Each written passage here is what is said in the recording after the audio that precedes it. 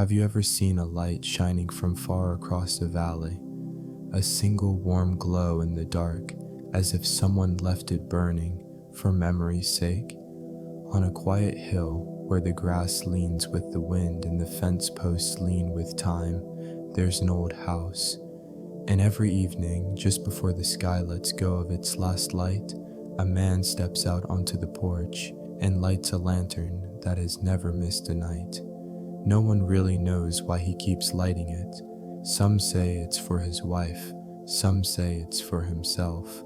But if you stand at the bottom of the hill and look up, you might feel, just for a moment, that it's burning for you too. Tonight we'll walk up that hill, slowly, gently, and settle beside the man who remembers everything but speaks very little. There's no rush here, just a chair that rocks, a lantern that glows, and a heart that still listens. Let's begin. Some places breathe slower than the rest of the world.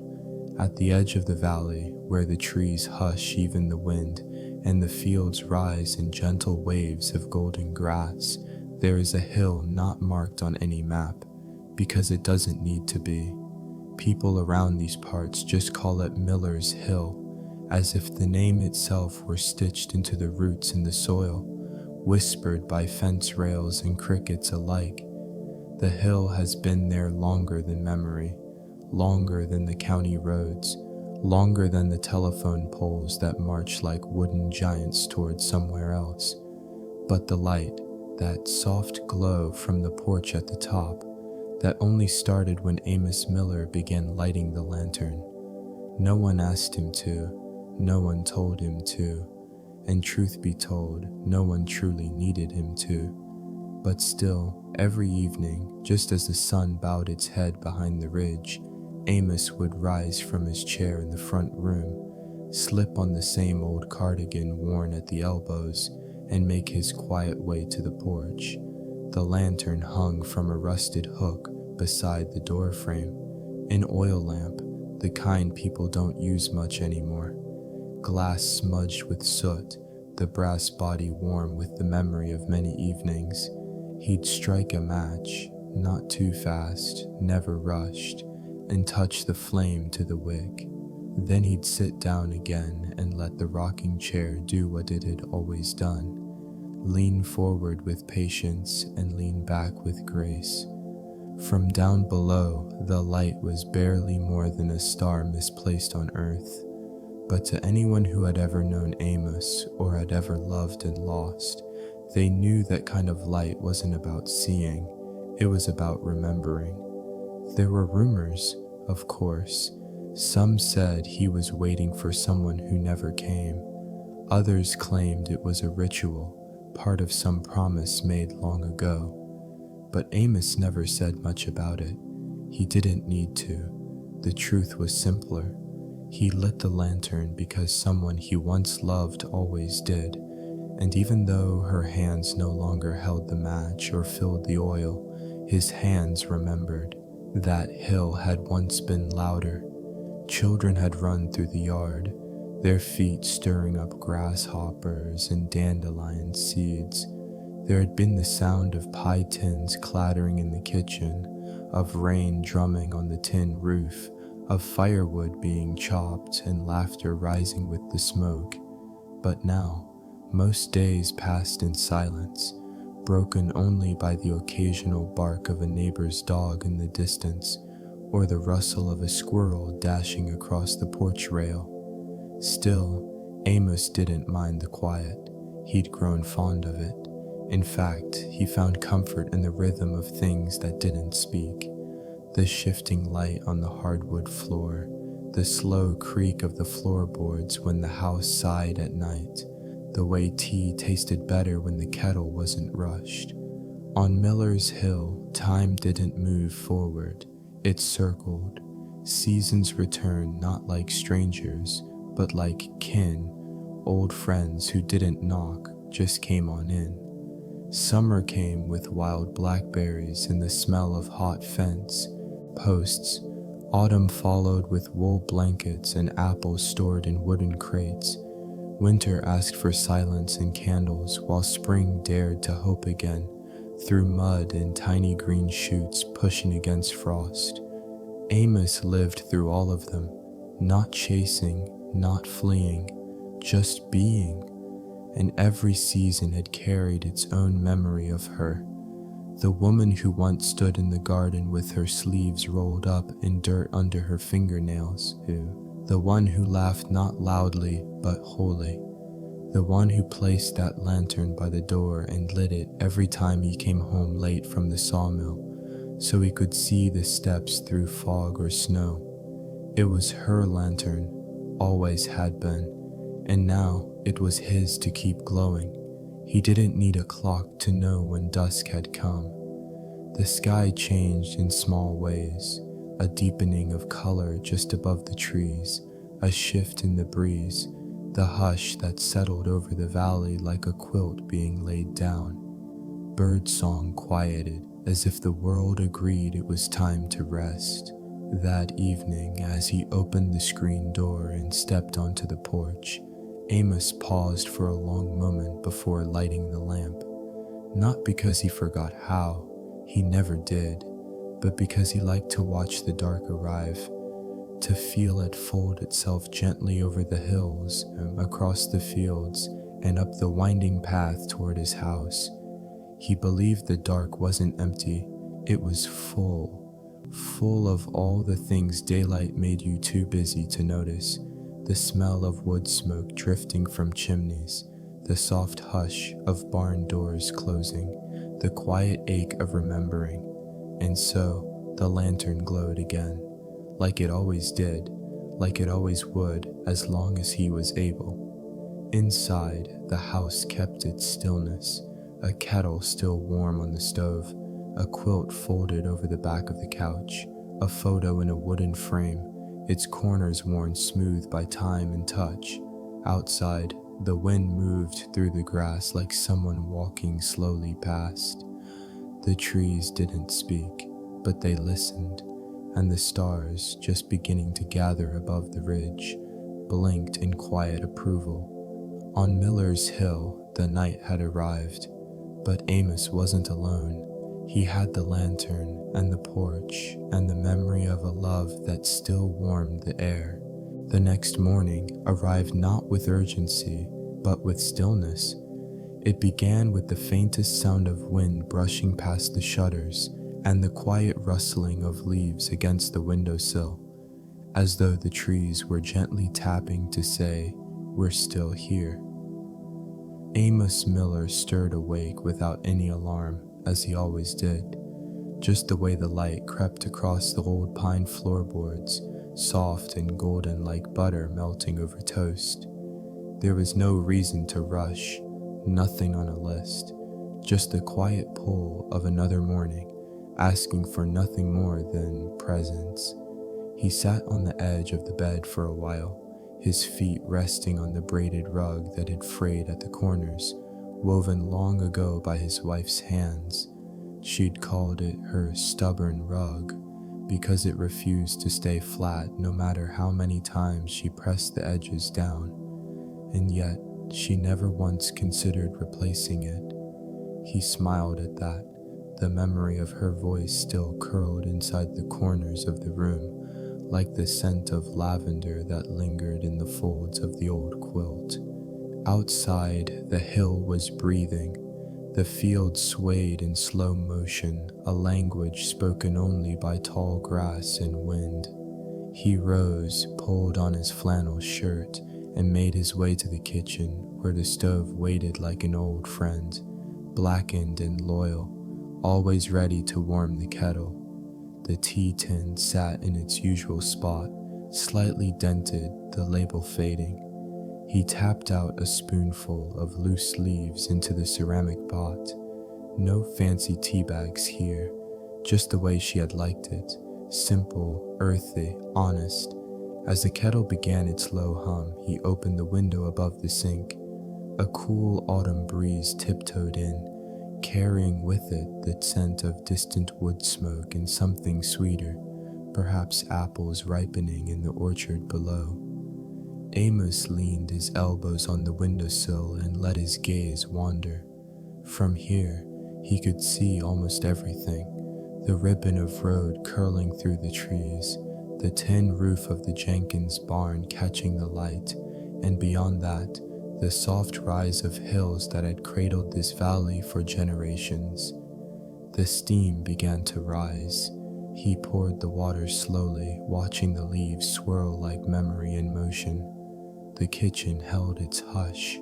No radio, no ticking clock, just the whisper of brewing tea and the occasional creak from the floorboards above, as if the house were stretching its bones. He carried his cup to the back porch, the one that faced the garden. She'd always preferred this view. "Nothing like seeing the day grow up right in front of you," she used to say. The garden had grown wild now, not messy, just free. Tomato vines tangled with wild mint, and morning glories had crept up the fence without asking permission. It wasn't the way she had kept it, but it was honest in its own way, as if nature had taken over where her hands had left off. Amos sat in the old rocker and sipped, the heat from the cup warming his palms, and something deeper too. He watched a chickadee land on the railing, its tiny feet barely making a sound. They had a nest nearby, tucked in the corner beam, just as they did every fall. "Still using our porch?" he murmured. That thought comforted him. How life went on, not in spite of absence, but because of it. The sun began to stretch over the ridge, casting long shadows that moved slowly across the field. The goldenrod caught fire with light. The dew on the grass shimmered like a quiet celebration. He remembered how she used to read the weather by the way the leaves flipped in the wind, or how she'd hum while hanging laundry. A low, slow tune with no name, but one that filled the space between silence and joy. He hadn't heard that tune in years, but sometimes, if the breeze was just right and the trees rustled in a certain way, he almost could. The tea grew cold in his cup, but Amos didn't mind. He wasn't drinking for the warmth, he was drinking for the moment. Later, he wandered into the shed just to feel the tools in his hands again. The plane still lay across the bench, its blade rusted at the edge. The saw hung on the pegboard like a sleeping relic. He touched the handle gently. It fit his grip like it always had. There had been a time when his days were filled with making things: tables, stools, shelves, useful things for people who needed them. Now, he made quiet instead, and stillness, and space for memory to breathe. As the morning wore on, he found himself walking the garden path, one careful step at a time, like he was retracing a journey he'd taken thousands of times but wanted to feel fresh again. The maple tree at the edge of the yard had just begun to turn. A few red leaves clung stubbornly to green branches, as if unsure whether to hold on or let go. He understood that feeling. He reached into the pocket of his cardigan and pulled out a small folded piece of cloth. It was her gardening apron, what remained of it. Faded, frayed, but still holding the scent of soil and rosemary. He held it to his chest for a while, not in grief, but in gratitude. And when he finally sat down again on the porch steps, the hill below seemed quieter than usual, as if the world was holding its breath with him. The lantern, still hanging by the door, swayed gently in the breeze. Even in daylight, it caught the sun just right, reflecting something more than brass and glass. Perhaps it reflected a kind of devotion, quiet, steady, unshaken. As the noon light settled over Miller's Hill, Amos closed his eyes for just a moment. The world did not ask anything of him, and for now, that was enough. The hill, though gentle, had its own weight in the mornings. Amos knew every inch of the path that wound its way down from his porch to the village. The way the gravel gave underfoot, the smell of the earth when the dew hadn't quite lifted, and the way the sunlight sliced sideways through the branches, touching the tops of the fence posts like a blessing. He hadn't planned to go into town that day. In fact, he hadn't planned anything at all. But there was something in the air, a softness, a call to move slowly through the world and notice. He gathered his cardigan around him, though the day was already warming, and set off with the rhythm of a man who had nothing to chase and no one waiting, but who walked all the same. At the edge of his property, he passed the old gate, still hanging by one hinge, the other lost in a storm some years ago. He never bothered fixing it. Some things are more honest when they lean a little. The fields opened up before him, tall grass waving not in greeting, but in steady acknowledgement. He walked beside the fence line, his hand tracing the top rail, the way one might stroke the back of an old horse. Here and there, wild chicory bloomed, blue as a summer sky remembered in late October. The cows in the neighboring pasture raised their heads briefly to look at him, then went back to their grazing, content in the unspoken truce between their world and his. There was no sound of traffic, no phones ringing, only the caw of a distant crow, the brush of his boots in the grass, and the occasional flutter of wings as sparrows leapt from one branch to another. Halfway down the hill, where the trail met the curve of the main road, he came upon a wooden bench, one he had built with his own hands nearly 20 years ago. It had gone gray with time, but still held its shape and its place. He sat for a while, as he always did, not because he was tired, but because some places asked to be shared again and again, even if only with silence. From there, he could see the steeple of the church, the roof of the general store, and the little brick chimney of the bakery, still puffing soft trails of flower-sweetened smoke into the autumn sky. He remembered how she used to walk this way beside him, carrying a basket not because she had to, but because she liked the feeling of it in her hands, woven, strong, and simple. Sometimes they would stop here together, drink from the canteen, and talk about everything and nothing.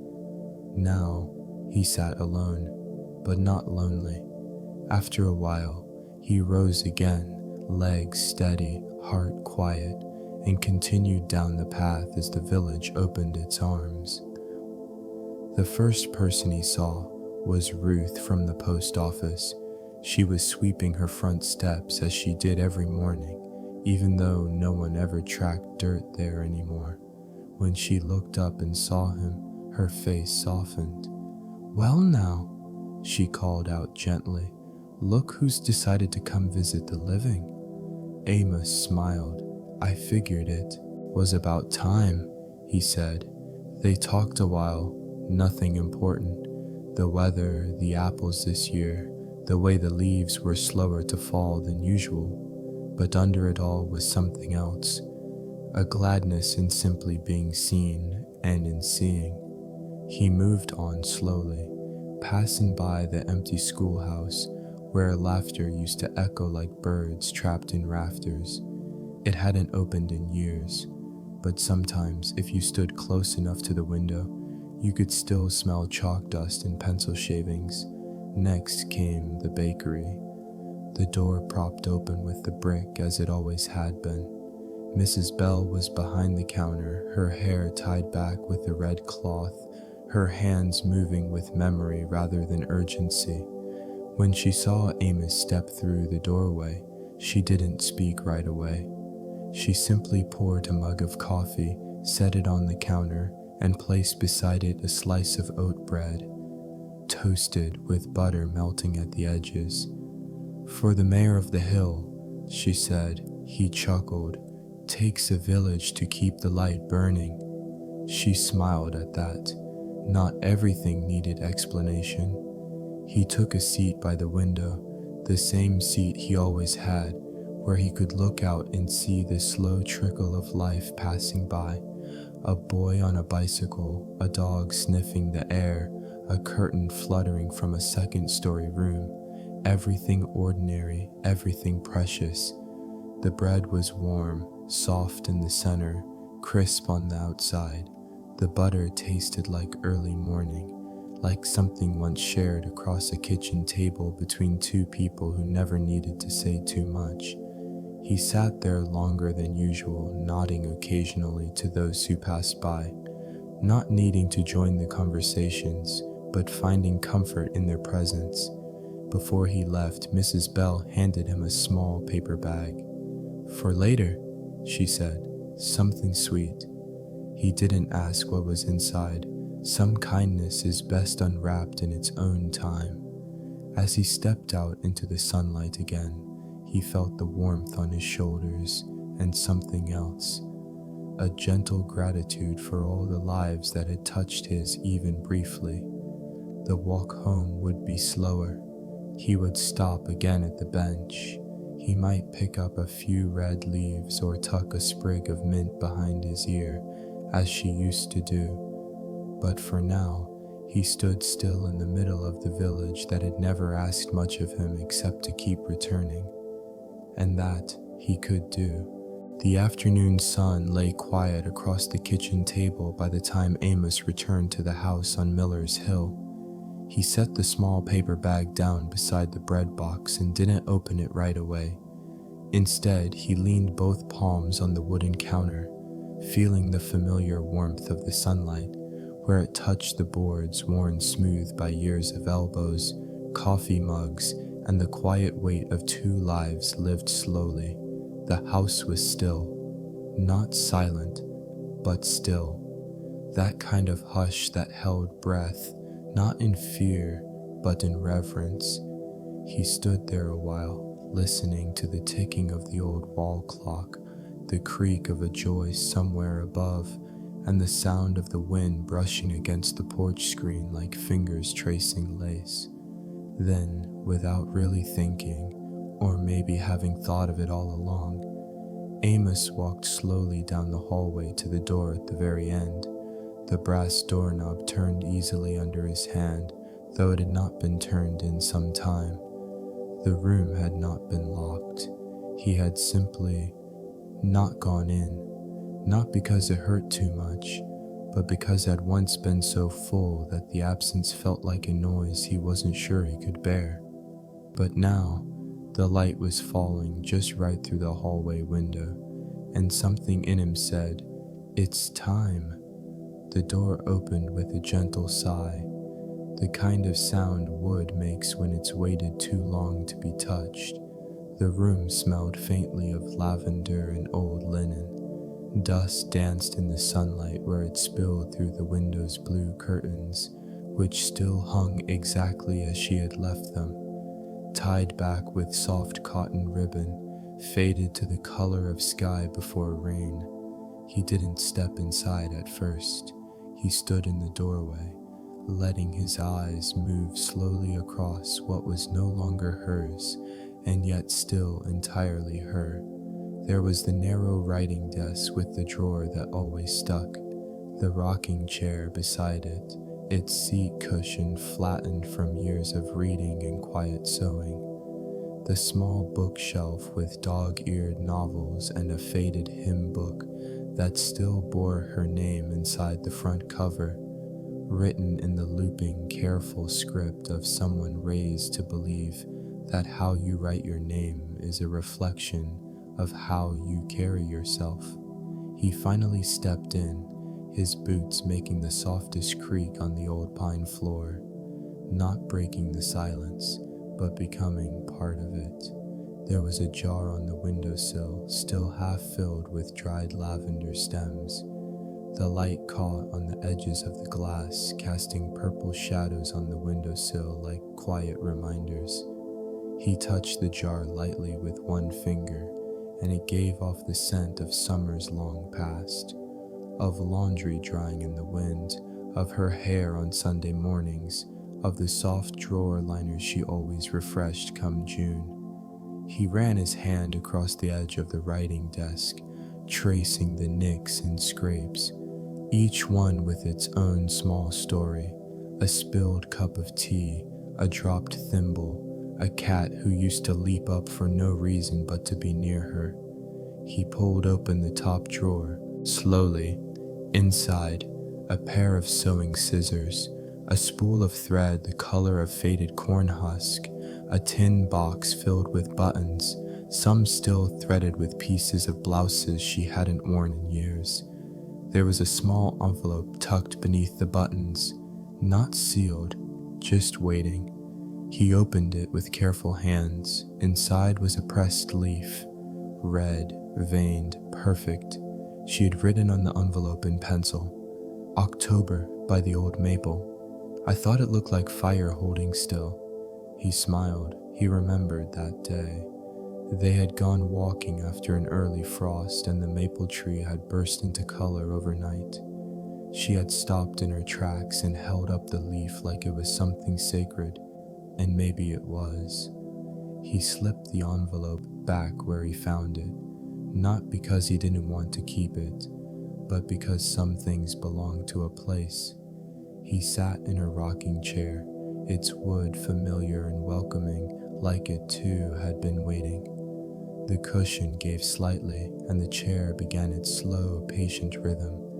Back and forth, a lullaby without melody. From here, he could see the whole room, not as a museum, but as a memory still breathing. He saw her in the way the bookshelf leaned slightly to the left, in the dust that clung only to the corners, in the way the curtain shifted when the wind rose. He closed his eyes for a moment, letting the creak of the chair carry him back. He could almost hear her humming, not a song he recognized, but a tune made only for small, contented moments, the kind of sound someone makes when they've forgotten the world is listening. The wind picked up outside, rustling the trees just beyond the window. A few leaves scratched softly at the pane, as if asking to be let in. He stayed like that for some time, not counting the minutes. The light moved slowly across the floor, slipping from one side of the room to the other, just as it had always done. When he finally stood, the chair gave one last creak, then stilled. He walked over to the wardrobe and opened the door. Inside were a few dresses still hanging neatly, a shawl folded on the shelf above and on the floor, a pair of slippers lined with wool. He reached down and touched them, not lifting them, just placing a hand where her foot might have been. "I kept a lantern lit," he whispered, "every night." He didn't say anything else. He didn't need to. He closed the wardrobe, smoothed the bed cover with a slow hand, and pulled the door gently shut behind him. As he walked back toward the kitchen, the air in the house felt warmer somehow, as though something had shifted, not changed but softened. The paper bag still sat on the counter.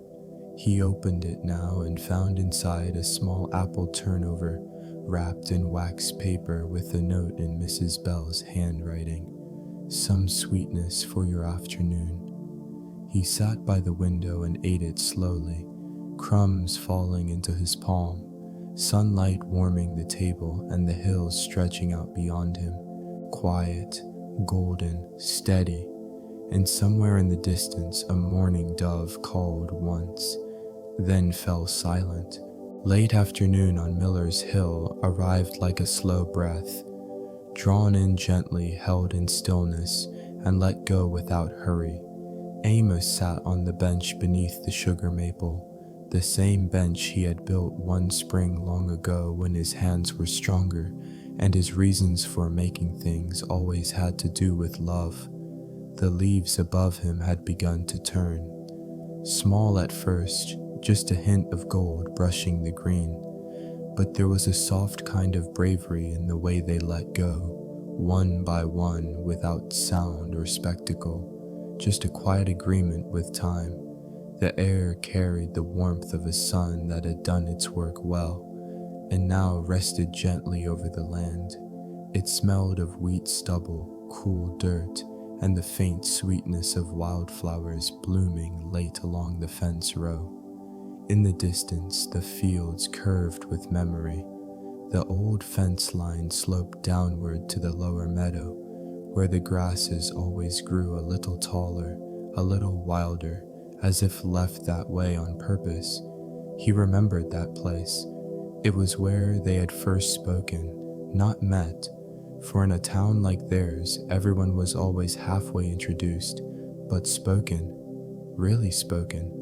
It was haying season, and the church had called for volunteers. Amos had been 21, still new to the shape of his own shadow, still surprised by how quiet the world could feel when you were trying to grow into it.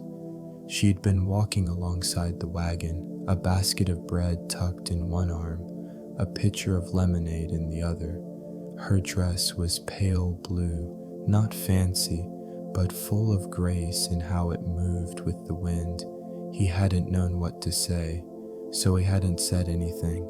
Instead, he'd taken the cup she offered and noticed the way her hand lingered, not out of hesitation, but of care.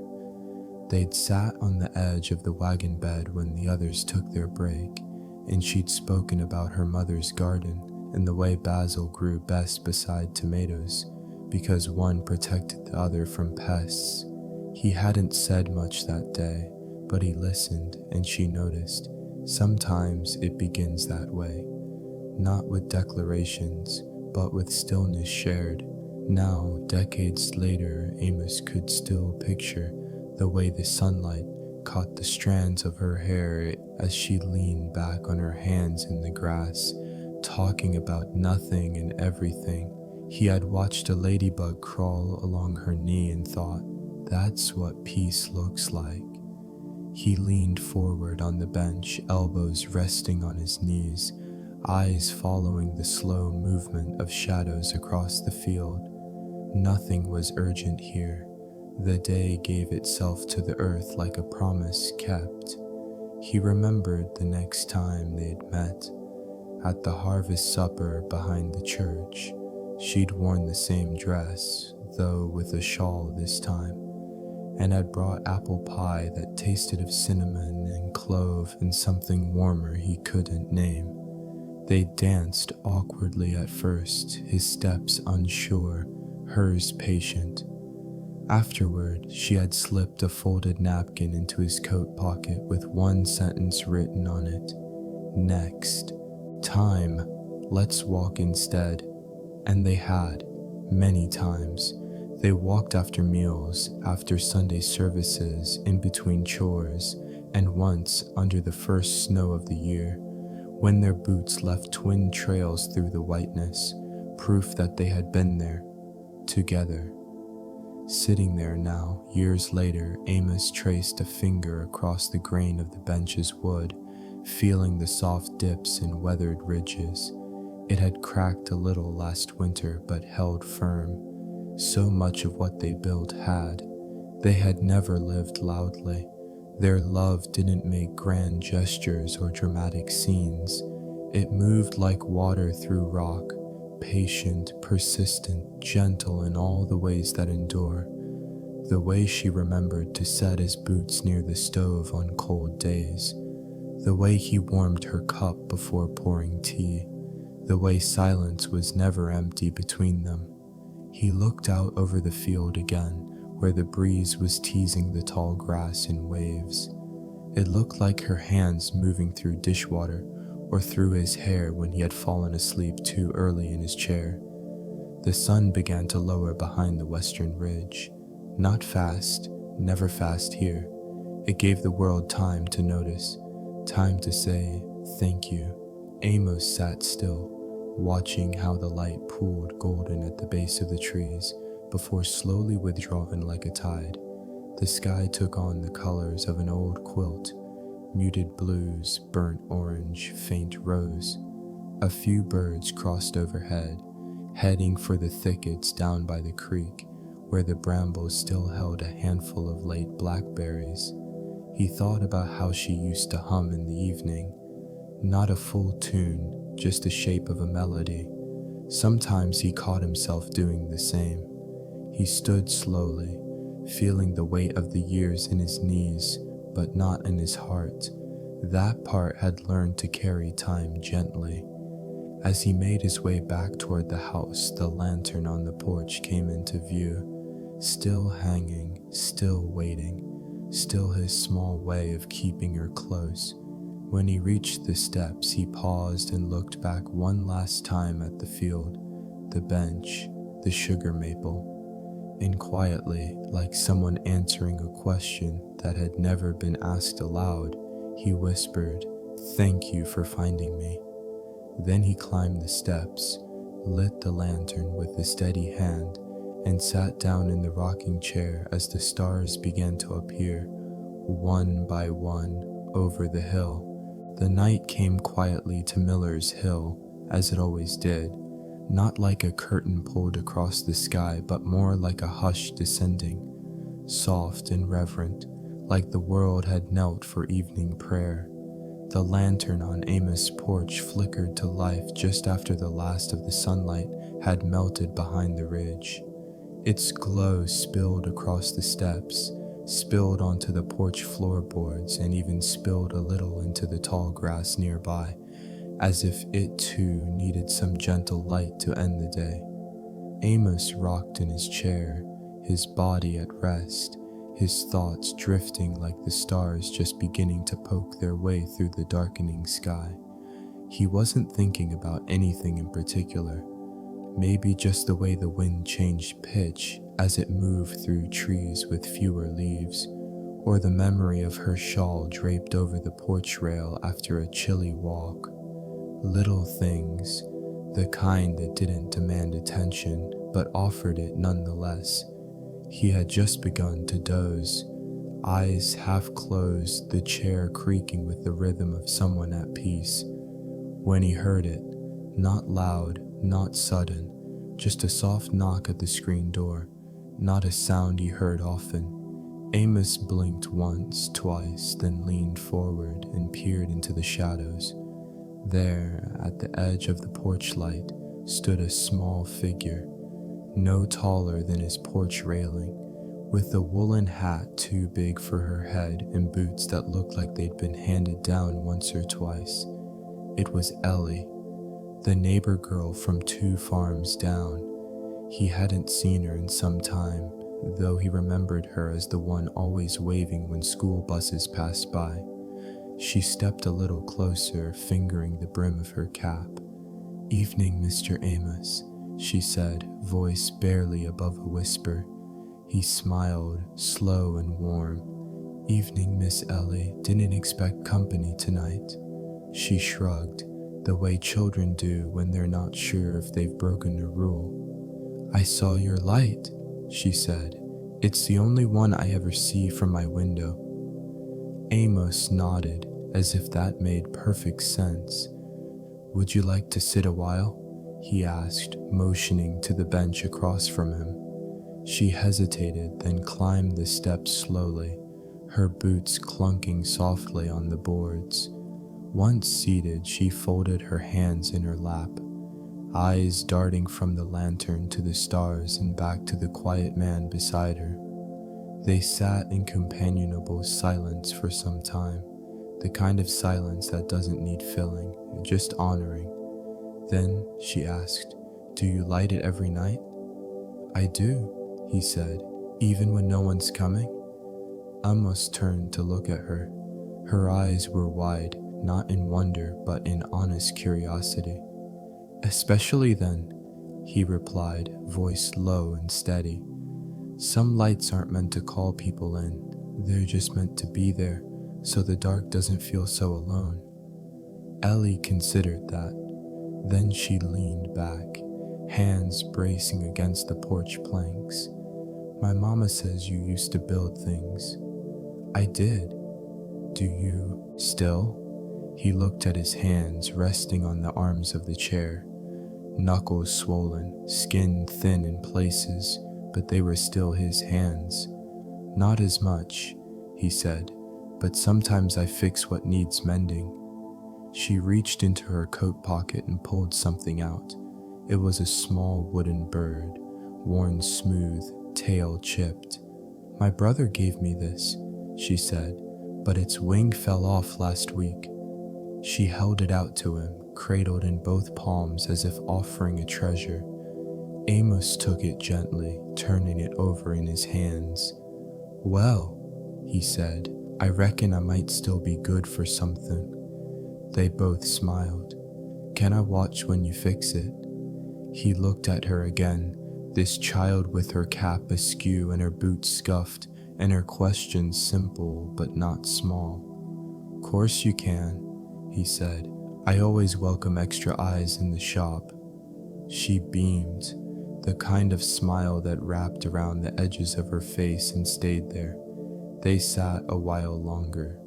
Ellie pointed out a few stars she thought she recognized. He corrected her gently, then told her about constellations that looked like geese and bears and even a farmer with a sickle. At one point, she asked, "Do you ever get scared out here all alone?" Amos looked around. At the porch, the fields beyond, the sky above. "Not when I remember I'm not really alone," he said. She didn't ask what he meant. She just nodded as if she already understood. Eventually, her mother's voice echoed faintly across the hill, calling her name. Ellie stood, brushing crumbs from her coat that weren't really there. "Thank you for letting me visit," she said. "Thank you for stopping by," he replied. She started down the steps, then paused. "Will you still have the light on tomorrow?" Amos chuckled. "Long as I'm breathing, that lantern will shine." She waved once, then disappeared into the dark, her small boots making soft sounds on the path down. Amos leaned back in his chair, the bird still in his hand, and felt the night breathe around him again. The stars were brighter now, the wind gentler, and somewhere between the hush of the trees and the memory of a child's presence, he felt something stir.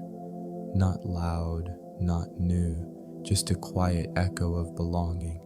He set the wooden bird on the railing beside the lantern and let the light continue its quiet watch over the hill, just as it always had. Morning came to Miller's Hill in the quiet way it always had, before birds found their songs, before the kettle began to hum, before the world asked anything of anyone. Just light, soft and golden, dripping gently through the trees, like honey from a slow spoon. Amos stirred before the sun had fully breached the ridge. The house still wore the hush of night, but he could already sense the day waking.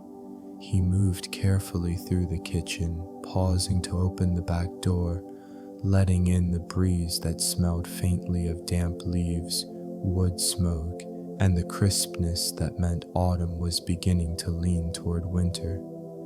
In his hand, he carried the small wooden bird Ellie had given him the night before. Its left wing chipped at the edge, the curve of its body smooth from years of holding, years of loving. He held it like something sacred, but not fragile, just real. The path to the workshop was short, a dozen steps at most, but he walked it as though it were longer, each step deliberate, as if entering a place he hadn't visited in some time. The shed sat behind the house, tucked beneath an old hickory tree. Its roof sagged slightly, its door hung uneven, but it still stood, a quiet keeper of years. He opened the door slowly. The hinges gave a familiar groan, not in protest, but in greeting. Inside, the air smelled of pine dust and linseed oil, of old wood and old work, a scent that clung to every beam and bench like a memory that refused to fade. Light filtered in through the small window on the east wall, falling in long bars across the work table. Dust floated lazily in the shafts, each particle turning slowly, as if reluctant to land. He set the bird gently on the table, then ran a cloth across the surface, clearing space that had gathered more time than use. The tools still hung in their places, chisels lined in a row, mallets on hooks, planes and files resting like loyal dogs at the end of a long day. He reached for his glasses, then a small carving knife, the same one he had used to carve his first gift for her. He remembered that one. It had been a locket box, not quite square, with hinges that squeaked and corners that didn't line up just right, but she had loved it anyway, said it held the sound of his heart and the scent of cedar. He smiled at that, even now. The blade fit into the grain of the bird's wing like it belonged there, as if the wood itself welcomed the touch, grateful to be remembered. He worked slowly, not out of caution, but out of care. With each motion, something in him softened, a small tension he hadn't noticed releasing. His hands, though slower now, still knew their way. Outside, the wind moved through the hickory leaves, casting shifting shadows across the walls of the shed. They flickered like candlelight, as if the trees themselves were watching. He smoothed the edge of the wing, shaped the curve with gentle patience, his breath steady in the quiet. The world beyond the shed faded, not disappeared, but held at a respectful distance. Time passed without marking, only the soft tick of the wall clock, a gift from a friend long gone, reminded him that morning was walking forward. When the repair was done, he set the bird upright on the table. It looked small there, but whole again, not new, but mended, better in some quiet way. He sat back and let his eyes rest on it, the way one looks at something not for its perfection, but for its story. He thought of Ellie, her boots, her questions, her wide eyes at the lantern's glow. He thought of how a simple toy, held and carried and chipped, could hold the weight of someone's care. How things mattered not because they were flawless, but because they were kept. And in that, he felt something stir in his chest. A warmth that wasn't fire but still offered light. He stood, stretched his back with a slow exhale, and ran a hand along the workbench one more time. The grains of old wood beneath his fingers felt like scripture, familiar, grounding, full of quiet wisdom. He wrapped the bird gently in a square of muslin cloth, tied it with twine, and placed it on the windowsill to catch the morning light. He'd give it to her when she came back. He didn't know when that would be, but he had a feeling she would. Children always return to light, just like birds to the place they remember. He looked around the workshop once more, not to check, but to thank. Every tool, every scar on the bench, every curl of wood still clinging to the floor was part of something that had mattered, not loudly, but deeply. He stepped outside. The breeze caught his sleeves and rustled the grass like a whispered welcome. The sky had softened to a kind of silver blue, the kind that promised a quiet day and maybe a pie cooling somewhere, or a story retold not because it had changed, but because it still held something worth listening to. He walked back to the house slowly, the path beneath his feet familiar, but never quite the same. Each step felt both ordinary and sacred.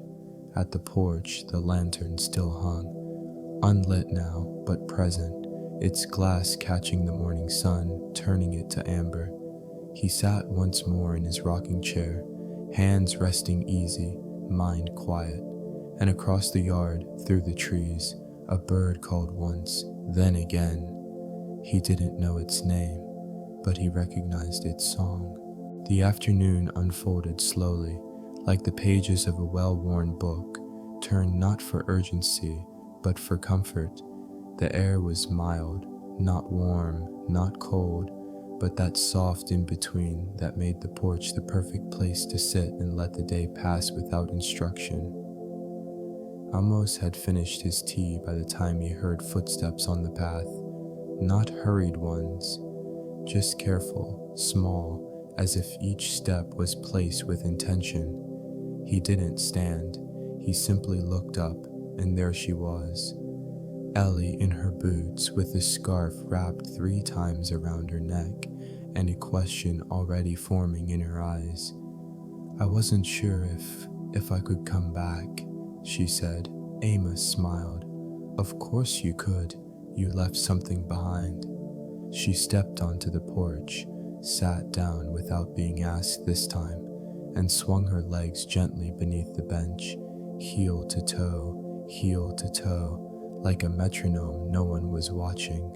Amos reached beside him and handed her the muslin-wrapped bundle. She untied it slowly, her fingers fumbling a little at the knot, as if prolonging the moment of seeing.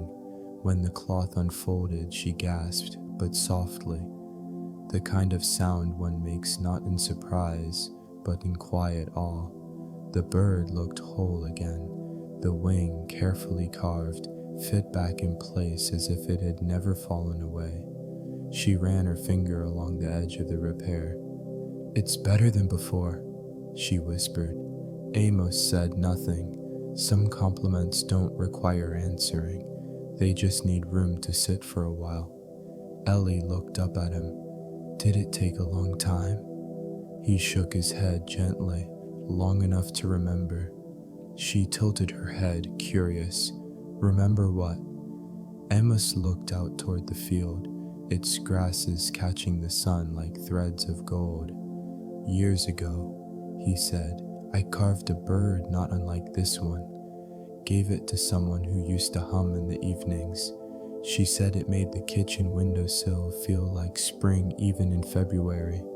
Ellie held the bird a little closer to her chest. "Do you miss her?" There was no flinch in the question. Children ask with honesty, not hesitation. Amos didn't answer right away. He watched a leaf fall, spiraling, slow, like a dancer bowing out after the final note. "I do," he said, "but missing isn't always the same as hurting. Sometimes it's just remembering with both hands open." Ellie was quiet for a while. Then she reached into her coat pocket and pulled out a small object wrapped in tissue. She handed it to Amos. "It's not broken," she said, "but I thought maybe you'd like to have something to keep too." He unwrapped it gently. Inside was a small clay figure, a cat, slightly lopsided, painted with careful blue stripes and one ear larger than the other. "It's our barn cat," she said. "Her name's Peach. I made it in art class." Amos smiled, running a thumb across the glaze. "She looks like she's got stories," he said. Ellie grinned. "She sits in the windowsill, like she owns the farm." "Well," Amos said, "some cats do." They sat that way for a while, an old man and a young girl, each holding something small, but not insignificant. The sky began to change, just a little, the edges softening into early evening, the trees holding the last of the light like cupped hands.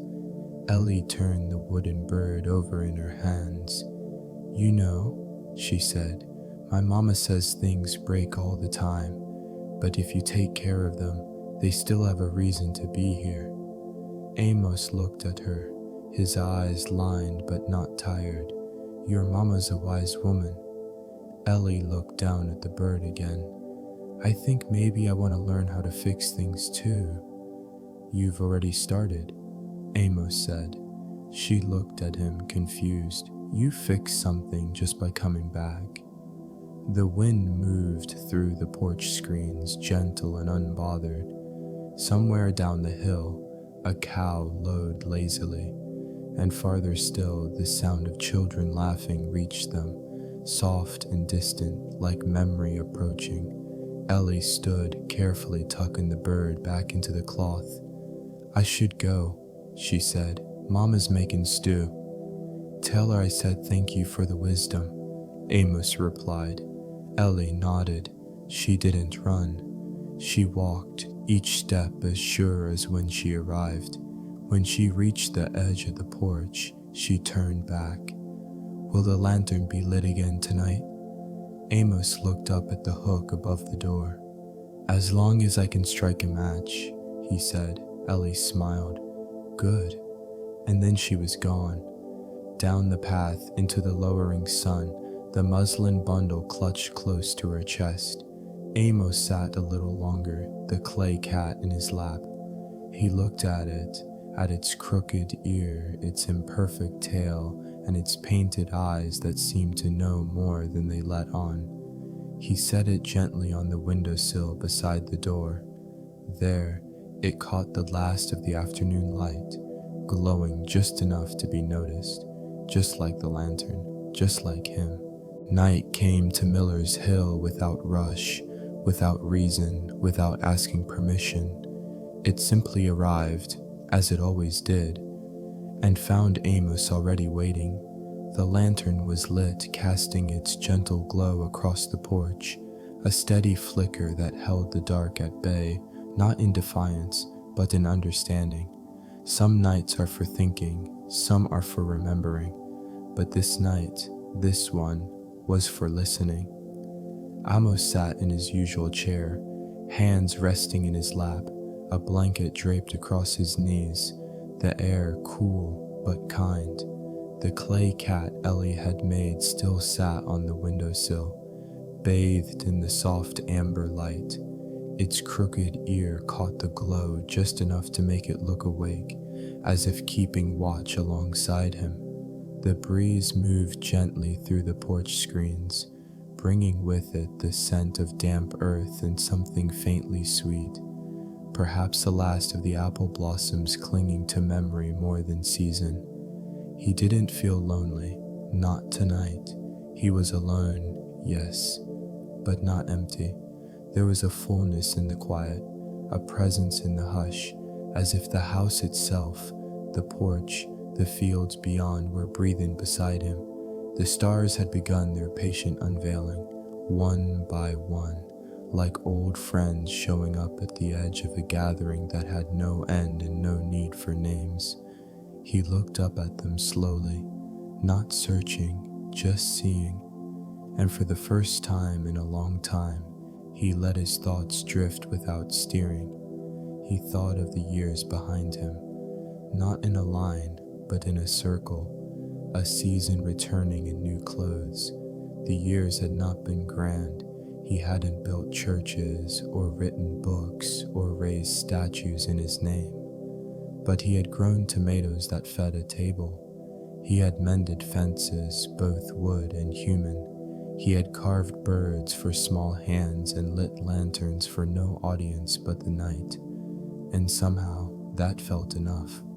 He remembered her voice. Not the sound of it, but the way it lingered after the words had ended. He remembered the way she folded towels, not in half, but in thirds, because she said it made the linen shelf feel tidy even if no one ever looked. He remembered the quiet crackle of her knitting needles by the fire, and the way her hand would reach out without looking to find his. There were words he'd never said, but they no longer pressed against him. They had settled, and in their silence, they spoke enough. A moth danced near the lantern glass, drawn to warmth, drawn to glow. He watched it circle, delicate, determined, then rest for a moment on the frame before fluttering off into the safety of darkness. The wind shifted, carrying the creak of a tree somewhere down the hill. A long, slow groan like an old man stretching his back before bed. Amos chuckled softly to himself. Even the trees seemed to move slower these days. He leaned back, letting the chair rock gently. The rhythm matched his breath. In, out, in, out. Time had softened its grip. It no longer pushed. It just passed, like water over stone. Wek didn't wonder how many years he had left. He didn't measure days in numbers anymore. Now, a good day was one where he noticed the way sunlight filtered through leaves, where the tea steeped just right, where someone knocked not because they needed help, but because they wanted to share a moment. He thought of Ellie again, her scarf, her questions, the way she cradled the wooden bird like it had wings once more. He didn't know what she'd become, a teacher, a baker, a keeper of bees, maybe none of those, maybe something better, a listener, a mender, a girl who grew up into someone who still waved when she passed. He hoped, quietly, that she'd keep lighting things, not lanterns necessarily, but lives, moments, corners of a world that sometimes forgot how to be gentle. The chair rocked slower now, his eyes heavier. The stars above blinked patiently, no brighter than usual, but somehow nearer. And in that stillness, he felt a kind of answer, not to a question he had asked, but to the ones that lived beneath all questions. Was it enough? Did it matter? Did I leave anything behind that glows? And the answer, soft as breath, deep as soil, was yes. Not loud, not proud, just yes. Amos let his eyes close, his hands still resting, the lantern beside him glowing as steady as ever. And in the darkness beyond the porch, the world exhaled with him.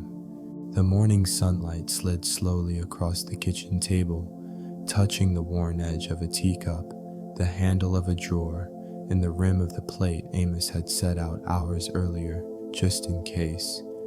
He wasn't expecting anyone, not officially, but something in the air had made him steep an extra cup of tea. Old habit maybe, or just a kind of quiet hopefulness he didn't bother naming. The wind outside had a voice that morning, not loud, but present. It whispered along the gutters, rustled the maple leaves just enough to make them flutter like a soft applause. Amos sat by the window, hands wrapped around a mug still warm, watching the trees nod to one another like neighbors passing on the road. And then came the knock, 3 soft taps, not urgent, not uncertain, just enough to let the house know it had company. He opened the door slowly, and there she was. Ellie, same boots, new scarf, hair tucked behind her ear in the way children do when they're trying to look older but aren't in a hurry to grow up. "Morning, Mr. Amos." "Well now," he smiled. "Didn't think I'd need 2 mugs, but I'm glad I made the second one." She stepped in, hesitant only for the time it took her eyes to find the light and settle there. "I brought something," she said, holding out a small bundle wrapped in wax paper. "It's not anything big."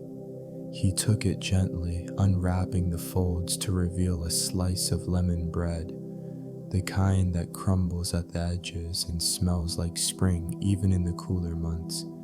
"It's my mama's," Ellie said. "She makes it when someone's been kind."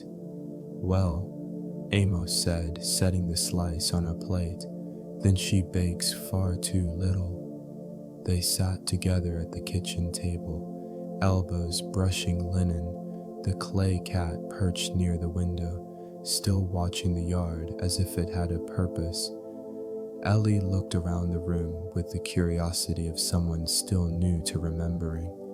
Her eyes landed on a framed photograph by the cabinet, a black and white of 2 people sitting on this same porch many seasons ago. "That her?" she asked, nodding toward the woman in the picture. Amos followed her gaze. He didn't need to look to know, but he did anyway. "That's her," he said. "She looks like someone who laughed a lot." "She did," he nodded, "and someone who made silence feel comfortable too." They sipped their tea quietly after that. The lemon bread was soft, a little sweet, a little tart, like memories often are. "I've been thinking," Ellie said after a long pause, "about how some things stay with you, even if you don't talk to them, even if they're not people." Amos looked over at her, his brow gentle. "Like what?" "Like the way this house smells, like the creak of your porch, like the way your spoon taps the side of your cup." He smiled. "That's how the world speaks when we slow down enough to hear it." She nodded, then reached into her coat pocket and pulled out a folded scrap of paper. "I wrote something," she said, "but I'm not sure if it's good." She slid it across the table. Amos didn't open it right away. He simply placed his hand on top of it, not to claim it, but to acknowledge it. "Words given are always good," he said. "It's the keeping that matters."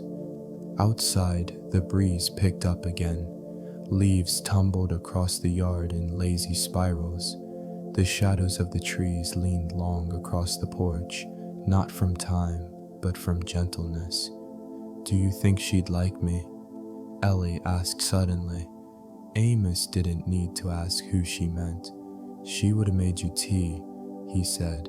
"She would have listened to your stories without interrupting, and she would have sent you home with extra bread just in case you had a sibling who'd be jealous."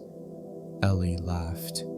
A small sound, but full. They stayed at the table a while longer, watching the sun climb slowly past the tops of the trees, spilling light like it was something too precious to hoard. Before she left, Ellie stood by the doorway and looked back one last time. "I don't think you're lonely," she said. "Not really." Amos met her gaze. "No," he replied, "not when people still come with lemon bread and good questions." She smiled, tucked her scarf tighter, and walked out into the world as the wind carried her forward. He watched from the porch, the mug still warm in his hand, the day still young, the lantern unlit, for now. And in that stillness, that quiet exchange of simple things, bread, words, presence, something small and strong had been passed along, without ceremony, but with care. That evening, the world outside settled into its usual rhythm. The porch boards cooled beneath the night air.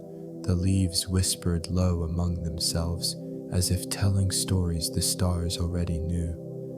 Amos sat by the lamp inside, not the lantern on the porch. That had already been lit, its warm flicker reaching out into the dark.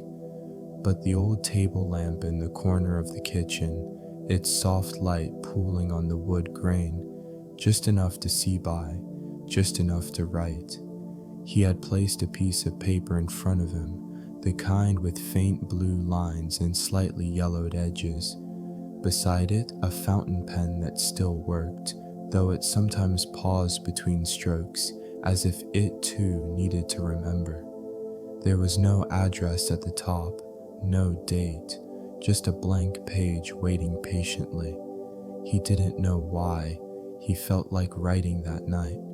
There wasn't anything pressing on his chest, no unfinished conversation weighing on his hands. But sometimes the heart wants to speak softly, not loudly, not urgently, just aloud. So he dipped the pen and began. "Dear whoever might one day find this, or maybe no one will, and that's fine too. I've never written much outside of ledgers and grocery lists, but tonight the house is quiet in a good way, and the kettle hums just enough to keep me company. The lantern's lit. It's always lit. I started lighting it for her after she passed, but I think somewhere along the way it stopped being about her coming back and started being about the world knowing someone still cared to keep something warm and glowing. Maybe it's foolish, but I don't think light should wait for permission. It ought to just be there. for whoever needs it, even if they never say so out loud. This old house has softened around me, not in shape necessarily, though the door sticks more and the floor creaks louder, but in spirit. It holds things without holding tight. It lets the seasons in and doesn't fight when they leave. I think I've come to understand something I never would have said in my younger years. We're not here to leave something behind that shouts. We're here to tend small things, a garden, a kindness, a porch light, and if we're lucky, someone comes along who notices, like Ellie. She's young, but she sees things. She asks the kind of questions that aren't trying to be clever, just honest. She brought lemon bread the other day, and a gift. Not for any reason, just because she thought I might like a cat with a crooked ear made from her own 2 hands. She told me she wants to learn how to fix things. And, for all the years I've spent with tools and wood and splinters, that might be the first time someone said that to me as if it were something holy. I think she'll be alright, this world being what it is, because somewhere between school books and scraped knees, she's already learned to sit still, to notice, to bring light when she's not sure it's needed. Which makes me think, maybe all we really need to do is keep the lantern lit until someone else comes along who knows how to strike a match. Not perfectly, not on time, just faithfully. If no one ever reads this, that's all right. But if you do, I hope you're well. I hope you're safe. And I hope you know the quiet is not empty. It holds things like voices and love and every bit of light that someone somewhere took the time to leave behind with care. A. He signed only the single letter, letting the ink dry as the room filled with the warmth of something not spoken but felt. He folded the paper, slipped it into the drawer beside the kitchen table, right next to the buttons she'd once sorted by color, and the matchbox he kept, not for fire, but for memory. The kettle clicked off. The clock didn't chime. It had stopped doing that years ago, but he could feel it was time to rest. He stood, stretched, and stepped out onto the porch. The lantern cast its circle of light, soft and steady, falling across the boards like moonlight come early. He sat in his chair, felt the blanket gather at his knees, and looked out into the trees, the sky, and something beyond even those. And in the hush that followed, as the breeze moved through the pines, as the stars took their patient places, as the world remembered how to be still, Amos closed his eyes, not to sleep yet, just to listen, because some nights the quiet speaks, and when it does, it sounds a lot like thank you. The rain had passed in the night, leaving the morning soft and clean. The ground was still damp, holding the scent of pine bark and cool stone, as if the earth itself had just bathed and come out refreshed, quietly proud. The porch boards on Miller's Hill creaked a little differently that morning, more like a yawn than a stretch, as though the house, too, had slept deeply through the downpour. Amos had opened the windows early, letting the scent of wet leaves drift in. He didn't light the stove just yet. There was something satisfying about letting the chill linger for a little while, like standing beside a stream before dipping your hand in. The light was gentle, filtered through clouds that hadn't quite made up their minds about staying or going. Birdsong returned in low tones, not chirping, but murmuring. He was in the shed, brushing sawdust from the old workbench when he heard the footsteps, soft where purposeful, like someone walking not towards something, but with it. He didn't turn at first, just waited. "Mr. Amos?" The voice came from the open door, carried by morning air and a quiet kind of hope. "Well now," he said, setting the broom aside. I was just thinking this bench was looking a little lonely. Ellie stepped in, boots still damp from the grass, her hair slightly tousled from the breeze. She didn't speak right away. She walked slowly around the shop, eyes taking in the shapes, the tools, the smell of oiled wood and old time. Then she looked at him, not with urgency, but with a question that had been waiting patiently. Would you show me how to make something? Amos tilted his head, half in surprise, half in understanding. I don't need it to be perfect, she added. I just want to try using my hands. He nodded, as if that was the only reason worth doing anything at all. All right, he said, let's begin with the wood. They didn't start with measuring, or sanding, or cutting. They started with looking. He handed her a block of soft pine, light in color, warm in weight. She turned it in her hands, ran her fingers along its grain, held it up to the window light. It smells like my grandpa's porch, she said. Amos smiled. Good wood always smells like somewhere you've been. He didn't tell her what to make, didn't hand her plans or outlines or expectations. He just laid out the tools, one at a time, each with its own weight, its own memory. She picked up a chisel with both hands, carefully, as if it might ask her something back. Amos showed her how to hold it, how not to force it. Wood, he said, listens better when you're gentle. They worked side by side, not talking much, just the sounds of carving, the occasional scratch of pencil, the steady rhythm of something coming into shape. She made mistakes, small ones, corners too deep, lines that wandered. He never corrected her, he only watched. And when she looked uncertain, he'd say, let it tell you what it wants to be. Time passed in the way it always does when hands are busy and hearts are quiet, unnoticed until the shadows shift. By mid-morning, the shape had begun to show. Not a perfect one, not finished, but real. A small, uneven heart with soft edges and a small hollow in the center. It wobbles, Ellie said, holding it up. Then it's honest, Amos replied. She looked at him. You never make me feel like I need to be better at things. He met her gaze, then turned back to the workbench. You're already better than most people I know, he said, because you care about what your hands are doing. She smiled, and for a long moment, they simply stood in the silence that tools respect, the kind of hush only known by those who mend things. Before she left, Ellie placed the wooden heart gently into a small paper box. She folded the corners down like she was wrapping up something that mattered, even if no one else would see it. Can I come back again? She asked. Amos, brushing his hands on his apron, nodded. You can come back when the sky is blue, when the rain is loud, when the wind forgets its direction. She laughed at that.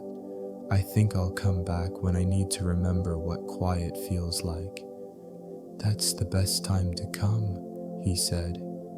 She stepped outside, the sun beginning to break gently through the clouds, and as she walked down the path, the birds followed, not in flight, but in song. Amos remained in the shed, watching the light move slowly across the floorboards, settling in the corners like dust that meant something. He turned back to the bench where the shavings curled like little secrets and picked up the chisel again. He didn't plan to carve anything that day, but his hands found the wood anyway, not because he needed to shape something, but because, like Ellie, he wanted to remember what it felt like to let your hands believe they still belonged to something gentle. The garden after the rain was a place of slow breathing.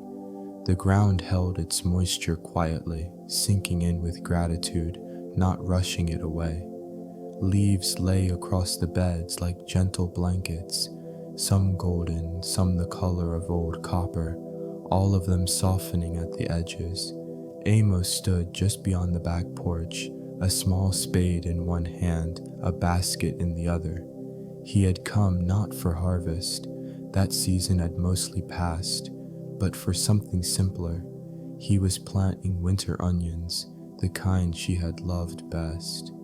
"They're not fussy," she used to say, brushing the hair from her forehead with the back of her wrist. "They don't need too much, just a good place to rest through the cold." He could still hear her voice in that sentence, not because he tried, but because the garden remembered it, and sometimes it let him hear. The air was cool, not sharp yet, but touched by the nearness of November. The kind of air that invited you to move slowly, to let your breath fog just a little, to feel the wool of your sweater doing its work kindly. He knelt at the edge of the second row, brushing aside leaves with the gentlest care, as if disturbing too much might wake something not meant to be woken. The earth underneath was dark, rich, forgiving.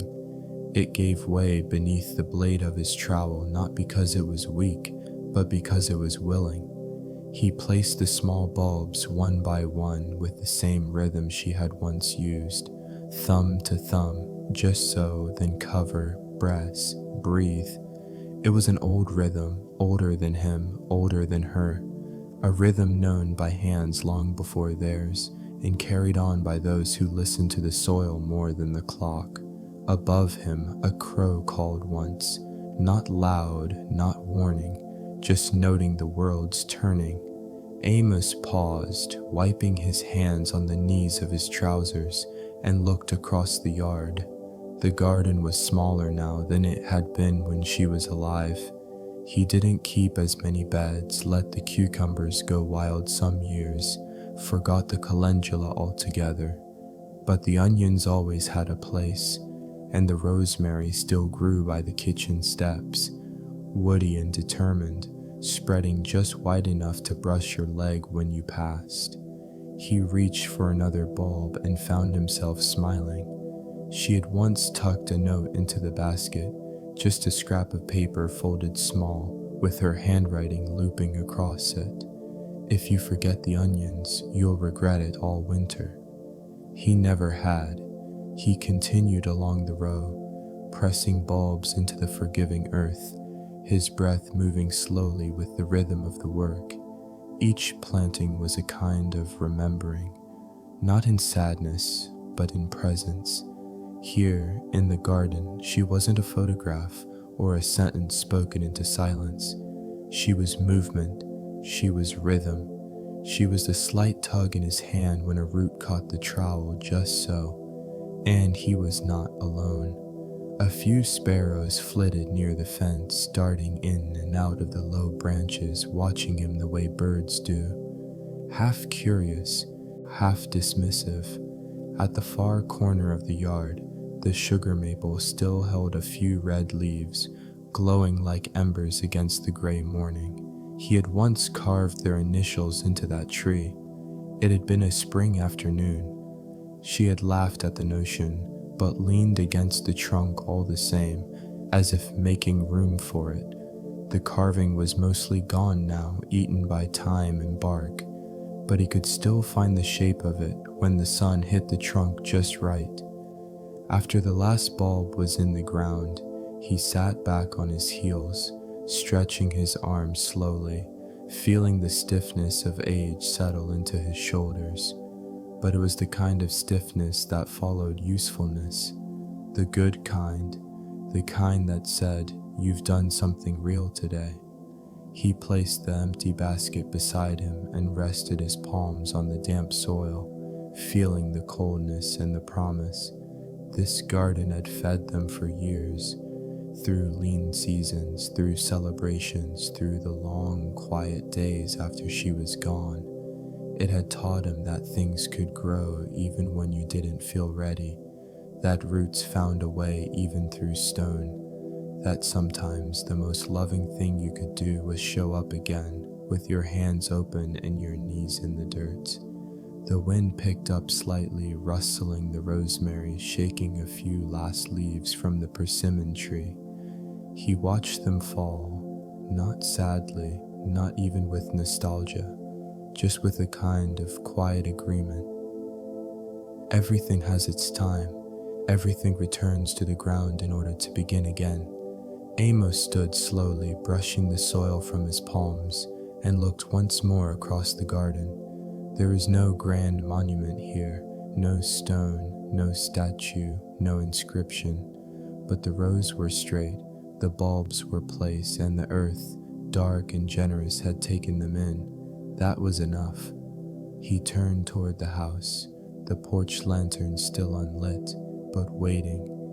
Behind him, the garden lay still, not asleep, but listening. Listening the way the land does when it knows something has been spoken without sound. The first real cold had arrived. It hadn't shouted its presence. No frost on the windows yet, no biting wind. Just the slow, deliberate settling of a chill that lingered in the corners of the house, under the cupboards, along the hallway floor. Amos had felt it that morning as he rose from bed. The way the floorboards whispered beneath his slippers, the way the kettle took a little longer to boil. By late afternoon, he had brought in firewood from the stack beside the shed. Ash and maple, mostly, a few pieces of pine for kindling. He liked to let the pine crackle first before feeding in the denser logs that would glow long into the night. Now, the stove in the front room breathed a steady warmth, its cast iron belly humming like a cat curled up against your leg. The rest of the house had grown quiet, not empty, but still. Outside, the mist had begun to rise from the valley, softening the edges of the trees, blurring the fence posts, settling like a wool shawl across the shoulders of the land. Amos sat in his old armchair, quilt over his knees, book in hand. It was one of hers. The spine was cracked, the corners worn, a bit of loose thread unraveling from the fabric binding. She had read it many times. He knew that from the way the pages opened naturally to certain spots, as though the book remembered where she had paused, where she had smiled, where she had turned back and read a passage twice. He didn't often read her books, not because they made him sad, but because they made her close. And some days that closeness asked more of him than he could give. But tonight was different. Tonight the cold had brought not loneliness, but invitation, a reason to sit by the fire, to hold something that had passed through her hands, to be warmed by more than heat. The book was a collection of essays, simple reflections about the land, about planting by the moon, about keeping chickens, about the dignity of quiet labor. She had loved this kind of writing. He remembered the way she would read aloud to him in the evenings, her voice rising and falling with the rhythm of sentences that knew how to breathe. He opened to a page marked with an old grocery receipt dated years ago. Bread, milk, cinnamon, eggs. The page spoke of winter planting, about how garlic and onions tucked into the soil in October would sleep through snow and rise again in spring. The work of winter, it read, is not only in survival, but in the unseen things taking root. Amos let the words settle. He didn't rush to the next sentence. He let his eyes stay with the one just read, as if waiting to see if it would grow. He looked up at the fire. The flames had mellowed now, burning low and blue at the base, licking the logs with gentle insistence.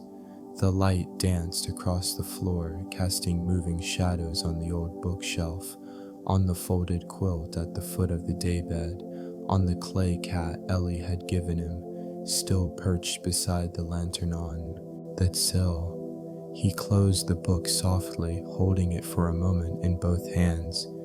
It had been hers. But tonight it felt like a gift from her, not of words, but of presence. There was something in the way old things offered comfort, not because they distracted, but because they remembered with you. The chair creaked as he leaned back, letting the warmth climb up his spine, settle in his shoulders, fill the spaces that the cold had begun to claim. Outside, the night deepened, the mist thickened.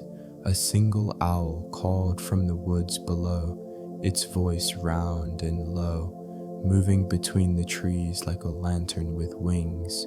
He imagined her hearing that sound, setting her book down and saying, "There he is again," as if she'd been expecting him. He smiled, not wistfully, just with the softness of knowing. The fire needed tending, but not yet. It still had some giving left. He reached again for the book, opened to another page, this one underlined in pencil. What is kept with care will not be lost, even when it passes from one hand to another. He traced the line lightly with his finger, then read it again, this time not with his eyes, but with memory. He didn't need to interpret it. He was living it. This house, this fire, this book. They were all ways of keeping, not holding on, but holding open, a place for quiet, a place for warmth, a place where something could root even in winter. Amos sat until the fire dimmed, until the pages no longer called to be turned, until the room felt wrapped in its own silence.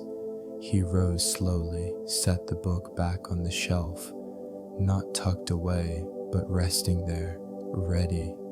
Then he stepped out onto the porch, just to check the lantern, still burning, still steady. The valley below had disappeared into fog, but the hilltop, his little corner of it, still held light. He stood there a moment, hand on the porch post, looking out into the nothingness that was not empty. And quietly, to no one in particular, he said, "I'll keep it warm." Then he went inside, closed the door, and let the house breathe. The morning had wrapped itself in mist, not the kind that passes quickly, but the kind that lingers, folding over the hills like wool, settling deep into the grass, softening even the shapes of trees that had stood in the same place for generations. Amos stood by the window, his cup warm in both hands, watching the quiet take its time. Everything was muted, as if the world had lowered its voice out of respect for something not yet said. He didn't mind mornings like this. They didn't press, they waited, they made room. And then, just as the kettle clicked on again, he saw her, Ellie, walking slowly up the path with a scarf pulled high over her chin, her boots wet from the low grass, a canvas bag swinging gently from her shoulder. He stepped out onto the porch before she knocked. No words yet, just the nod they had come to know between them. She held up the bag, smiling. "Brought you some of ours," she said. "Winter onions." He took the bag, heavier than it looked, and breathed in the scent.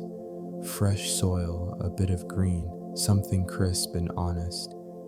"They look good," he said. "Strong roots on these." She shrugged modestly, but he could see the small pride in her eyes. "There's something else," she said, reaching into her coat pocket. She pulled out a thin composition notebook, the kind with soft corners and a checkered cover, edges slightly bent from being carried too often. "I started writing," she said. "Not stories, really, just things I don't want to forget." He took the notebook with both hands as if it might flutter away if not held gently. "Can I read a page?" he asked. She nodded. He opened to where a ribbon had been tucked, and on the lined page was her handwriting. Neat, a little slanted but steady. "Today Mr. Amos said the garden teaches us even when we're not listening. That's my favorite kind of teacher. We planted onions in the quiet, and the quiet said, "We're not done yet." He looked up at her, eyes soft beneath his brows. "You've got a good ear for what matters."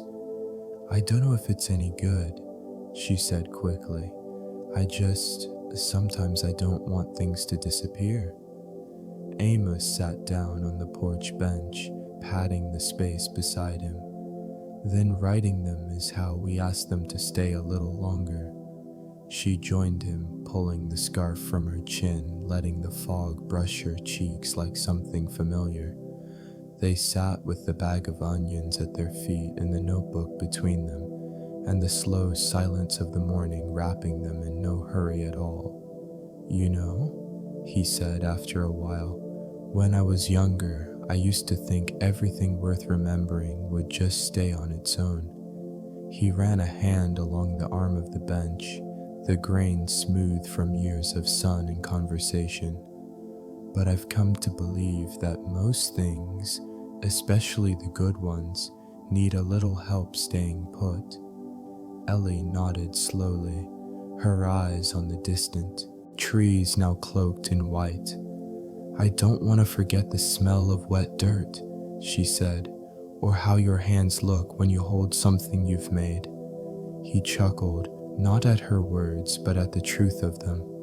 "You won't forget," he said, "not if you keep noticing." She reached down into the onion bag and pulled out one of the larger bulbs, still caked with damp earth. She rolled it in her palms like it was a stone, a compass, a question. "I like that they grow underground," she said, "like they don't need to be seen to do their work." Amos leaned back against the porch post. "That's how most good things grow," he said, "without spectacle, without applause. They stayed like that for a long time, not because they had more to say, but because some silences are best not interrupted." The mist began to lift slightly, just enough to see the curve of the garden, the outline of the fence, the shape of the maple tree still holding a few yellowed leaves like notes not yet played. Ellie handed him back the notebook.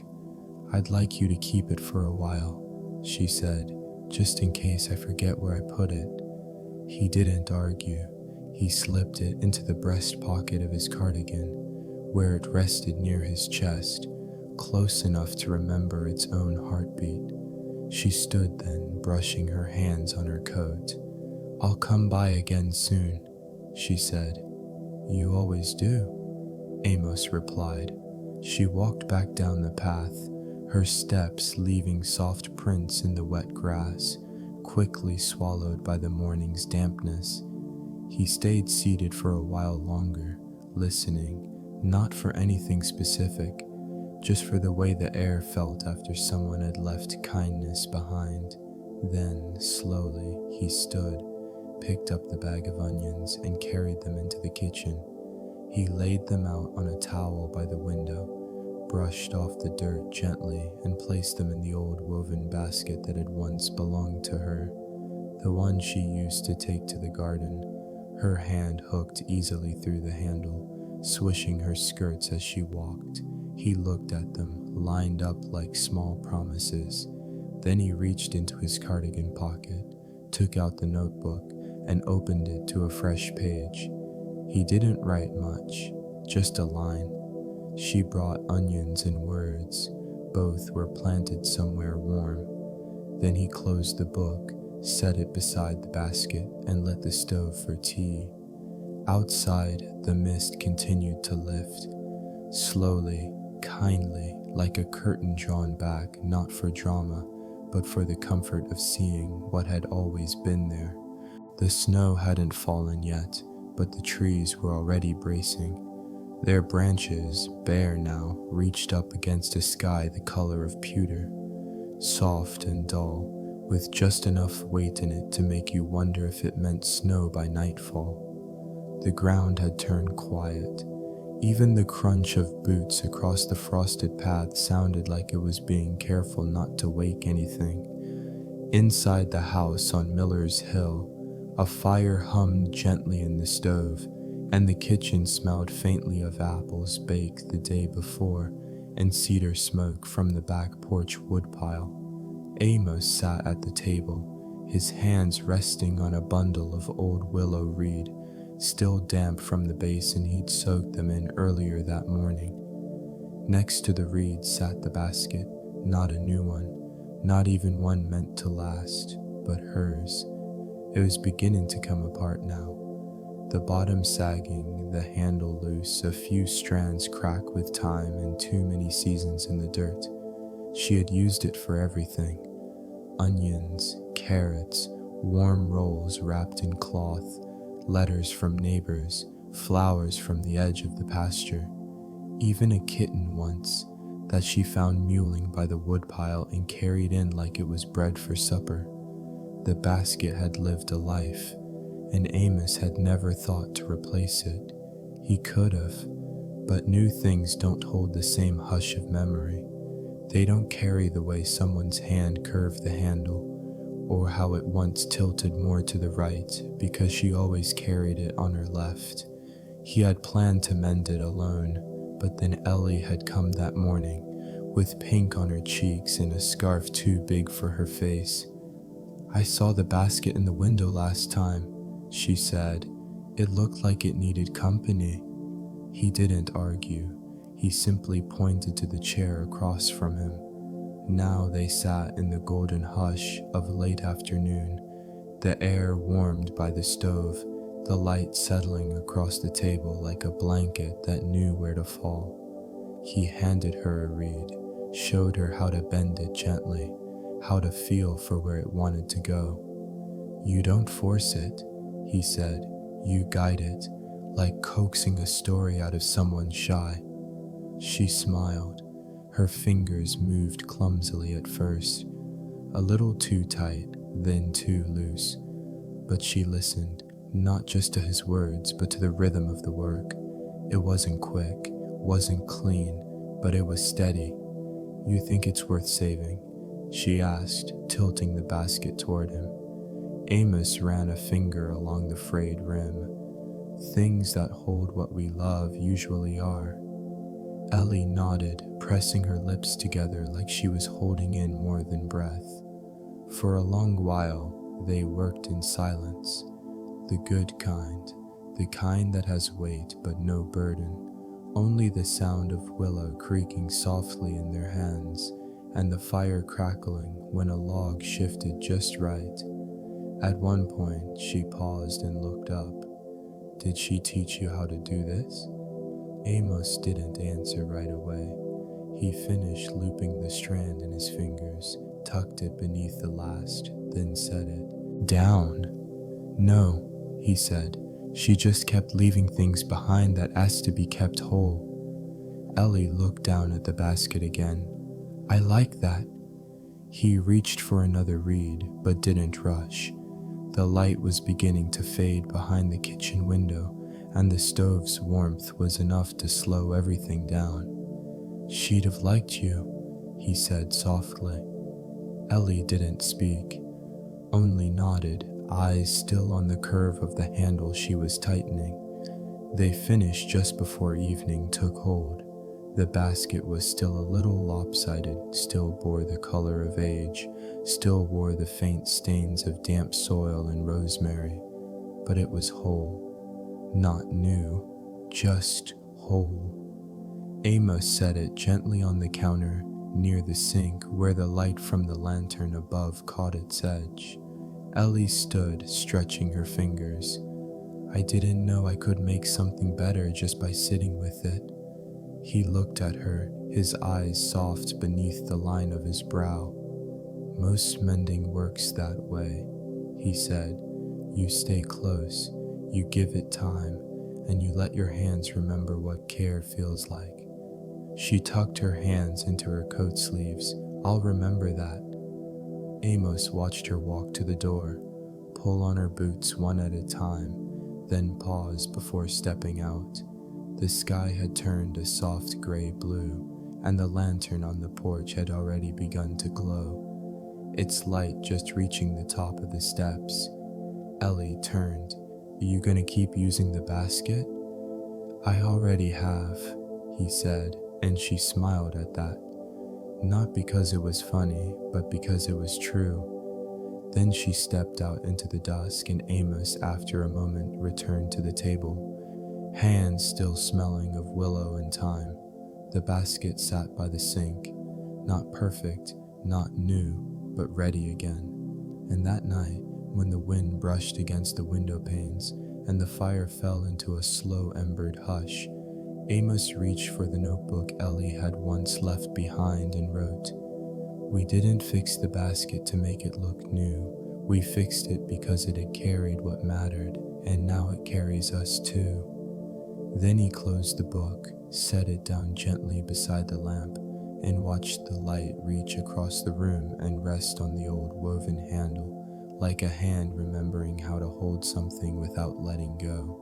It was one of those rare winter mornings when the sun showed up without being asked. No clouds, no wind, just that clean, quiet kind of light that drapes itself over everything as if to say, "I'm still here."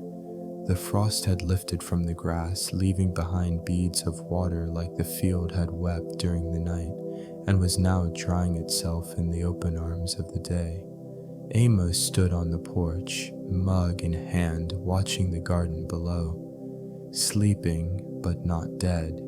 He had always believed that the earth didn't die in winter. It just drew inward, like someone resting beneath a quilt, gathering strength for spring. Behind him, the old screen door creaked open.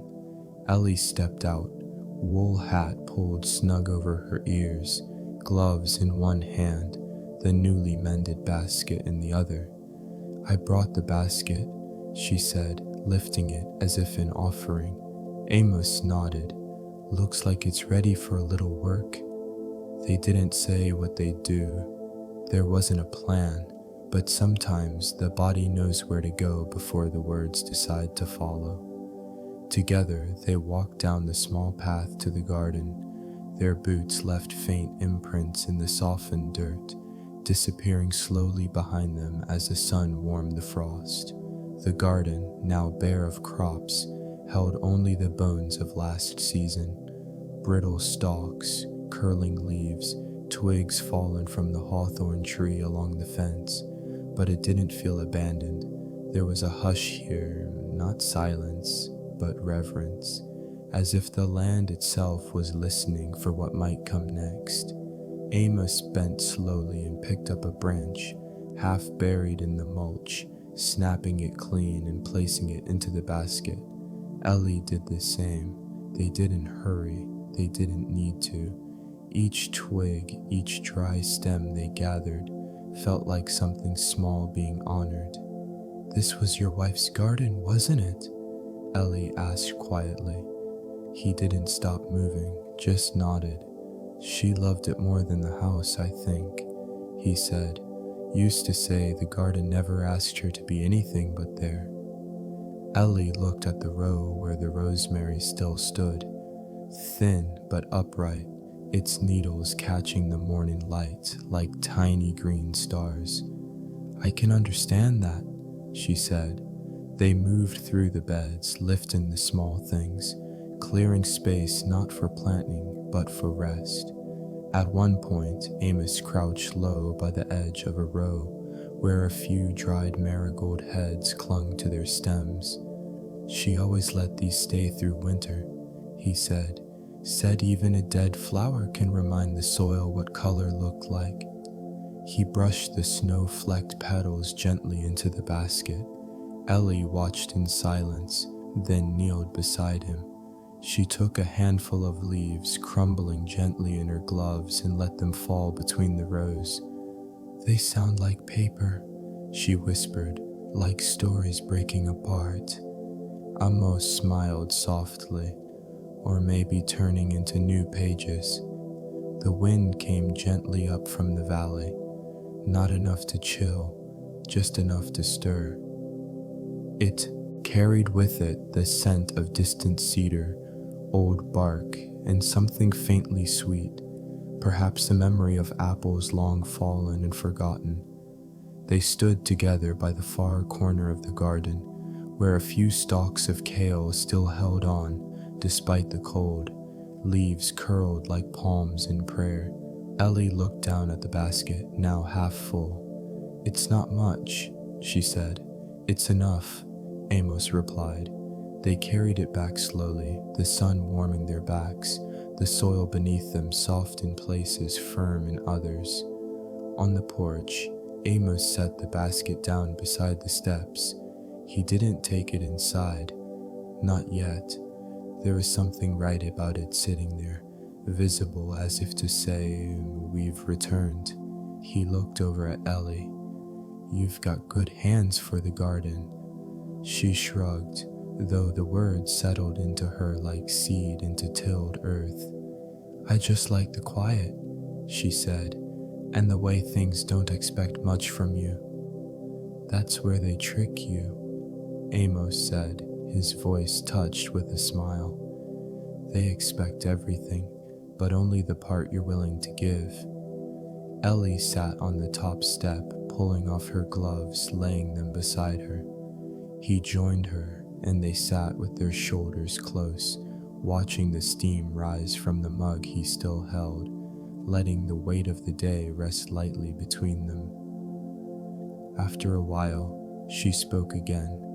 "When you're gone," she said slowly, "do you think the garden will miss you?" Amos looked out at the rows, the old posts leaning just slightly with age, the bare branches tracing the sky like writing. "No," he said, "I think it'll remember me the way soil remembers a root, not as absence, but as shape." Ellie nodded. They didn't say anything more after that. Words weren't needed. The basket had been filled, the garden had been tended, the sun was still shining, and something, quiet and good, had been passed between them, not as inheritance, but as recognition. Later, when Ellie had gone and Amos had carried the basket inside, he sat again by the window and opened her notebook. He added a single line. "Today we didn't plant, we only cleared. But the garden looked more alive after we left than when we arrived."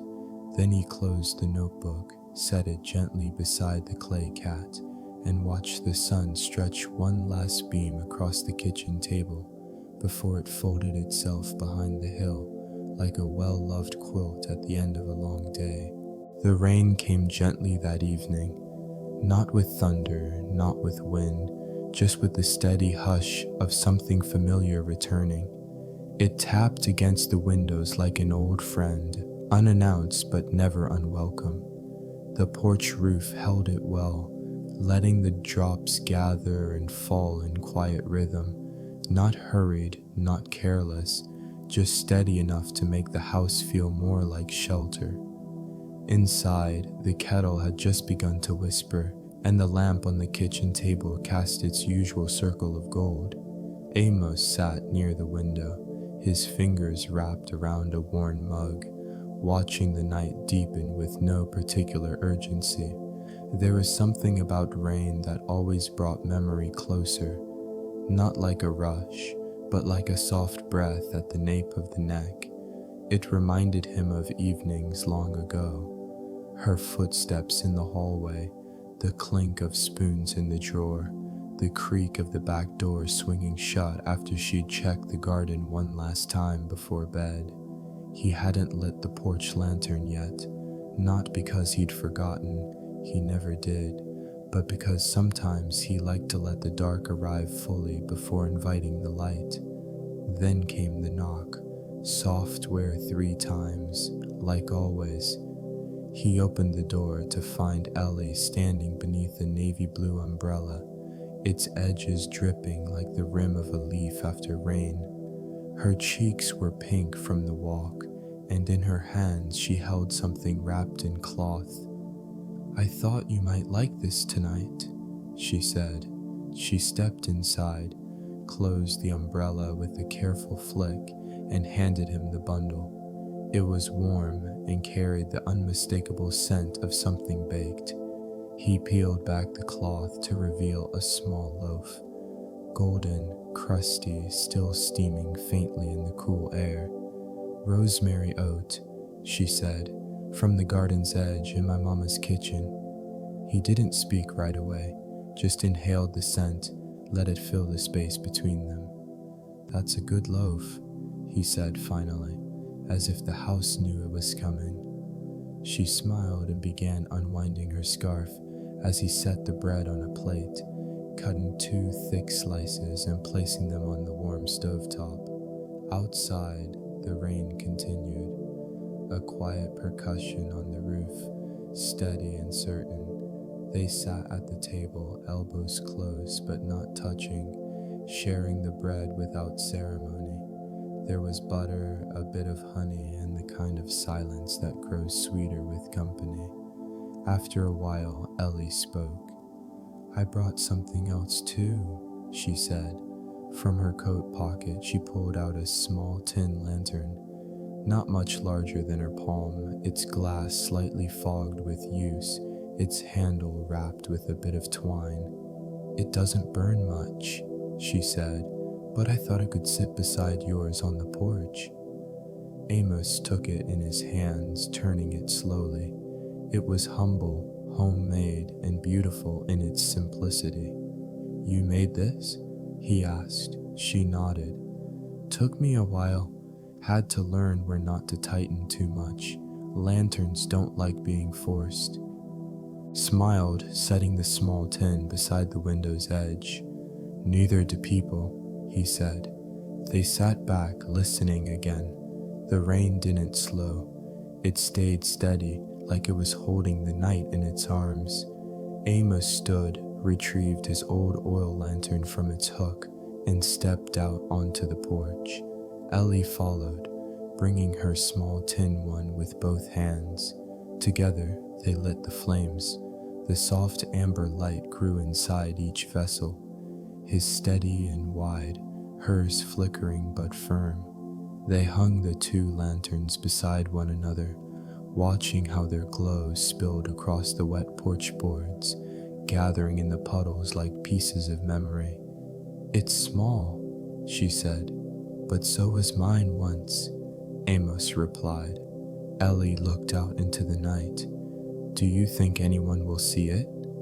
He didn't answer right away. Instead, he pointed out to the distant hills, now only dark shapes beneath the falling rain. "There was a time," he said, "when I wasn't lighting it for anyone, just keeping it lit because that's what she would have done." He turned toward her, eyes soft beneath the brim of his cap. "But tonight, you brought one too." She nodded. "I think I just wanted to say, you don't have to light everything forever. Some lights belong to other hands now." He didn't reply, but his breath left him slowly, like something long held had finally found the room to rest. They stood for a while longer, watching the 2 lights sway gently in the damp air, the rain wrapping around them like a song with no need for words. Eventually, Ellie pulled her scarf tight again. "I should get home before Mama starts to worry." He nodded, and she stepped down the steps, umbrella raised, the light catching the edge of her boots as she disappeared into the soft dark. Amos watched until she vanished down the path, then turned back to the porch, 2 lanterns side by side, not as symbols, not as ceremony, just as a quiet truth that something had passed on, and someone had chosen to carry it. He sat in his chair, wrapped in the hush of the rain, and wrote a line in Ellie's notebook before closing it gently. "Tonight, she brought light, not for me, not for the house, just because the night was long and she knew someone might need it." Then he closed his eyes, the rain still falling, the light still burning, and the night as kind as it had ever been. The morning came without drama. No bird song, no wind at the eaves, just light, soft and milky, spilling slowly across the kitchen floor and curling around the legs of the table like a polite guest that never asked for anything. Amos stirred his tea gently, watching the small whirlpool form in the mug. He didn't need to look at the clock. He knew what time it was by the way the sun hit the window pane, by the way the cat from next door hadn't yet made her usual crossing across the fence, and by the sound of boots on the path out front. He didn't rise when she knocked. Instead, he called out softly through the door, "Come on in, Ellie." I left the latch loose. She stepped in, hands tucked into her coat sleeves, hair damp with mist, a bit of wood poking out from the side of her satchel. "You're already up," she said. "I never truly stopped being up," Amos replied, smiling. She hung her coat by the door and sat at the table, her satchel resting on her lap like something shy. Amos poured her a cup of tea without asking if she wanted one. After a few minutes, he rose, stretched slightly, and said, "I've been thinking." Ellie looked up. "I think you ought to have the shop this morning," he said, "to yourself." She blinked. "You mean alone?" He nodded. "I won't be far. Kettle's hot, fire's low, but I'll let you take the seat near the window. Let you see what your hands know without mine hovering." Ellie didn't answer right away. She looked down at her bag, then toward the window, where the first signs of spring were beginning to green the tips of the distant trees. "All right," she said softly. Amos handed her the shop key, a small worn piece of brass that still bore a little smudge of blue paint from years ago when someone spilled a tin near the door. He didn't walk her there, just opened the door and watched her cross the yard, the grass still damp and spongy underfoot. The shop door opened with its usual creak. He didn't listen beyond that. Instead, he set about tidying the kitchen, not to clean, but to occupy the space. He boiled water for another pot of tea, gathered the laundry in a slow, thoughtful rhythm, and opened the side window so the scent of earth and wood smoke could breathe their way in. In the shop, Ellie sat quietly for a while. She didn't touch the tools at first, just listened, the way the rafters groaned in response to the day warming, the soft creak of the stool under her, the slow exhale of dust that danced across the light like it had nowhere else to be. She unpacked her satchel. Inside was a small block of walnut Amos had given her last week.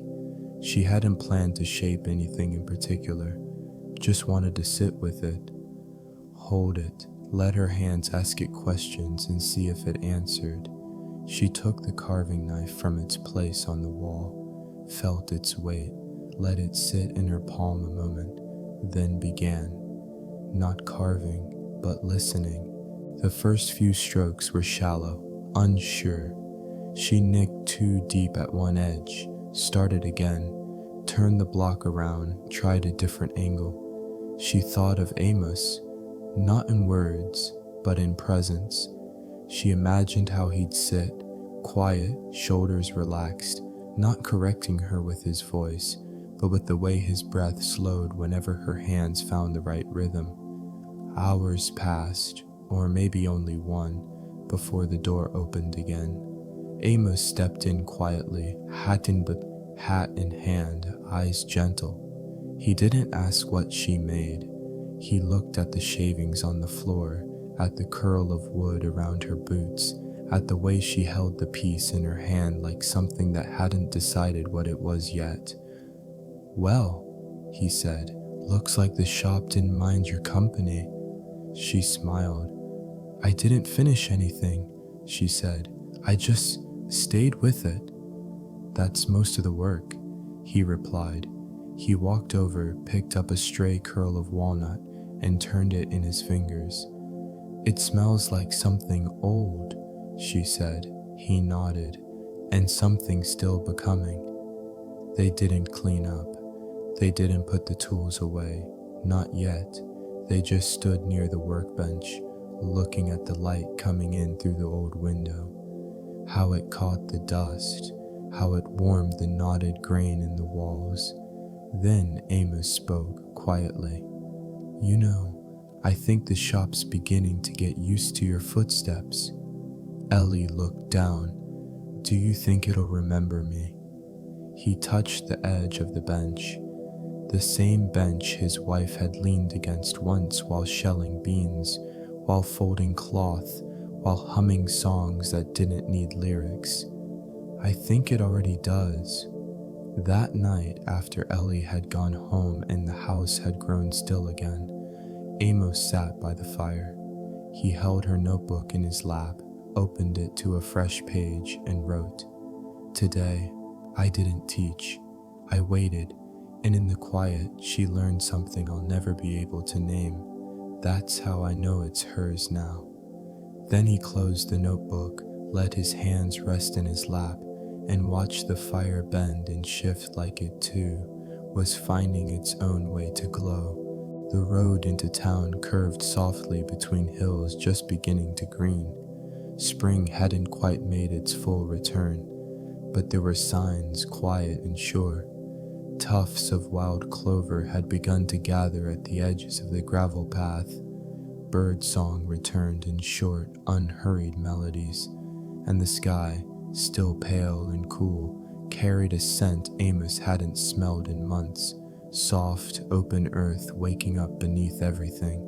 He walked at his usual pace, steady and measured, each step chosen more for rhythm than speed. Beside him, Ellie kept stride, her satchel bouncing lightly against her side, a notebook tucked inside, though she hadn't said what for. They didn't speak much as they walked. It wasn't silence of awkwardness.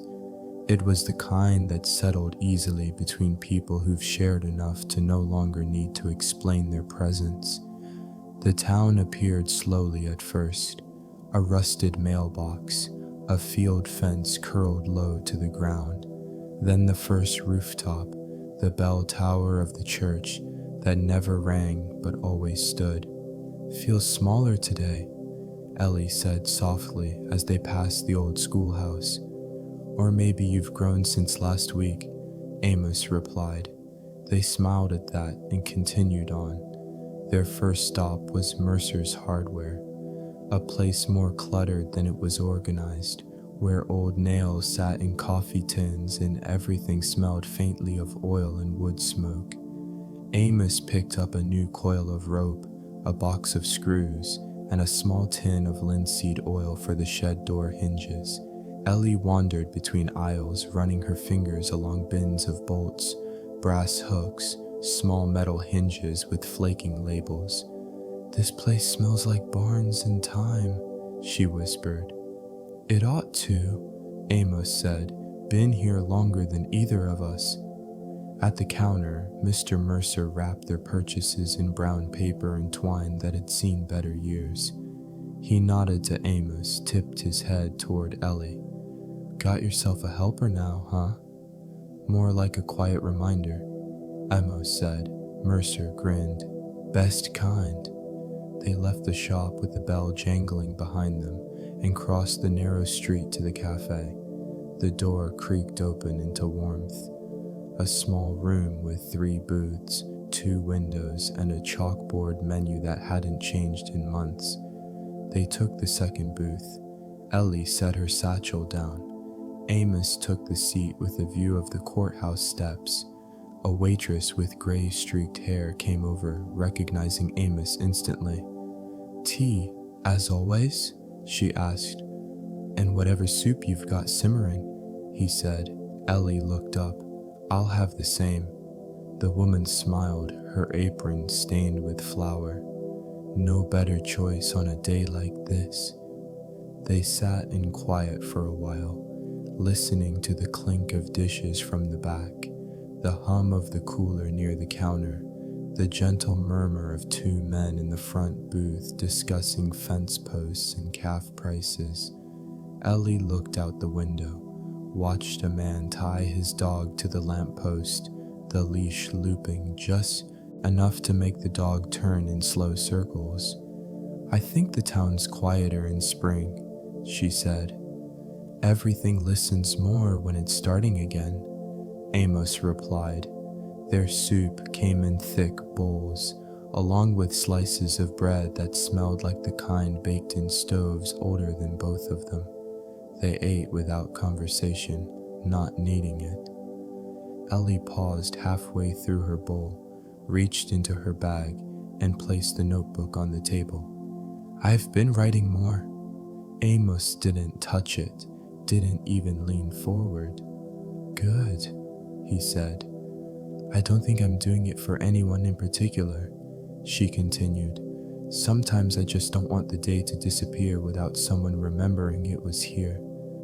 That's reason enough. She nodded, sipped her tea, then looked across the table. You ever feel like nothing you did was big, but it still mattered? Amos folded his napkin, laid it neatly beside his bowl. I think that's the only kind of life I know. They left the cafe with pockets a little fuller and stomachs comforted. Before heading back, they stopped by the small shop at the corner, where Ellie picked up a bundle of tea leaves and a bar of soap wrapped in wax paper that smelled of lavender and mint. For your kitchen window, she said as she handed it to Amos. He nodded, took it without protest, as if it had already belonged there. On the way home, they walked slower. The sun had risen just high enough to dry the tops of the grass. A few bees danced near the ditch lilies. Somewhere far off, a tractor hummed like a lullaby from another life. They passed the same trees, the same fence posts, the same sagging mailbox, but they did not pass them the same way, not anymore. Back on the porch, Amos set the bundle from town on the bench, watched Ellie as she looked back toward the horizon. You know, he said, sometimes I think the road into town teaches more than the town itself. Ellie turned to him, hands in her coat pockets. Maybe the road teaches you how to come home different. He nodded, and that was enough. That night, Amos sat at the kitchen table, the new soap resting near the sink, its scent blending with the steam from his tea. He opened her notebook, found a blank page, and wrote, We didn't speak much today, but something walked beside us and neither of us asked it to leave. Then he folded the notebook closed, set it beside the lantern, and let the quiet of the evening settle into the walls like a welcome guest returning after a long journey. Spring didn't arrive with ceremony, it never did. It came like sleep does, not all at once, but in the slow surrender of the senses. A breeze that no longer bit, a window opened slightly farther, a dampness in the soil that invited the thumb to press, to plant, to trust again. Amos had risen early, not because of duty, but because a light in the kitchen had taken on that golden blue hue that always stirred something in his bones. He made tea, opened the back door, stepped out onto the porch, and there, already in the garden, was Ellie. No knock, no call, no invitation asked or given, just her, kneeling by the old rosemary bush, gloves on, basket beside her, small tools laid out in that deliberate way he'd once used himself. She didn't see him at first, and Amos, instead of calling out, instead of offering to help, just stood, watching. The garden looked different today, not in shape. It was the same curve of beds, the same weathered fence posts, the same path trodden into the grass, but it breathed differently, like something long dormant had exhaled. He took his seat on the porch step, the one with the smooth dip where years of weight had settled, and let his eyes rest on the rhythm of her movement. Ellie was not fast, but she was steady. She parted the soil with care, pressed each onion set into place with her thumb, then covered it with just enough earth to keep it warm, but not hidden. It was the same gesture his wife had used, and the same pace Amos had fallen into for most of his years. But now it belonged to someone else. He didn't feel replaced. He didn't feel forgotten. He felt relieved, as though a weight he hadn't known he carried had shifted ever so slightly from his hands to hers. The breeze stirred again, this time carrying the scent of wet bark, early lilac, and something faintly citrus that might have come from Ellie's scarf. She looked up, not surprised to see him. "Morning," she said, brushing her forehead with the back of a gloved hand. "Already at it, I see," Amos replied. She smiled. "The ground's just right today." He nodded, as though the earth had spoken to them both. "I didn't ask first," she added. "You didn't need to." She paused a moment, pushing a loose strand of hair behind her ear. "I figured if I waited to ask, I might miss the timing."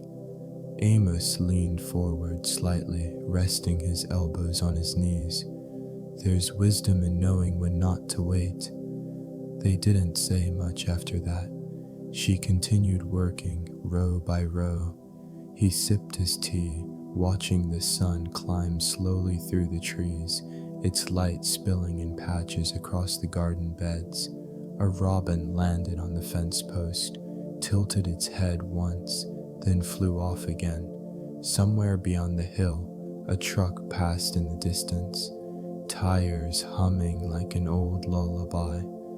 When Ellie finished the third row, she sat back on her heels, removed her gloves, and shook out her hands. "They're not perfect," she said, gesturing to the lines.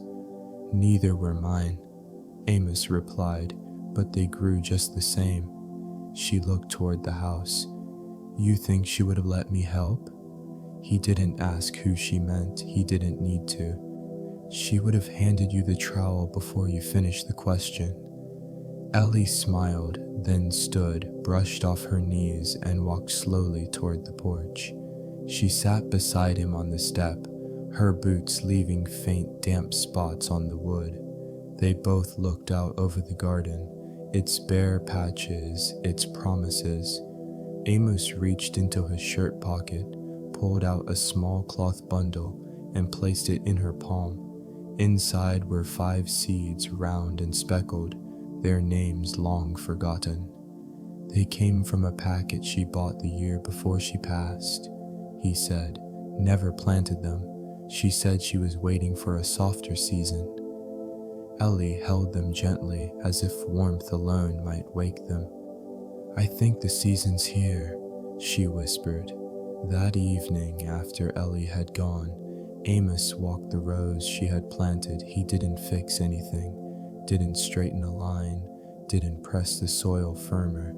He just walked, paused, and listened to the hush of the garden, to the scent of the cooling earth, to the quiet voice of time saying, "Let it be hers now." Back inside, he opened her notebook and wrote, "This morning, I sat and watched someone else do what I've always done. And for the first time, it didn't feel like watching the past. It felt like watching spring begin again with a steadier hand than mine." Then he turned down the lamp and let the shadows settle, not as endings, but as shade for something still growing. The afternoon air was soft in the way only early spring afternoons can be, as if the sky had decided not to hold anything tightly that day. There was no wind, but the branches of the maple tree still moved slightly, as though stretching after sleep.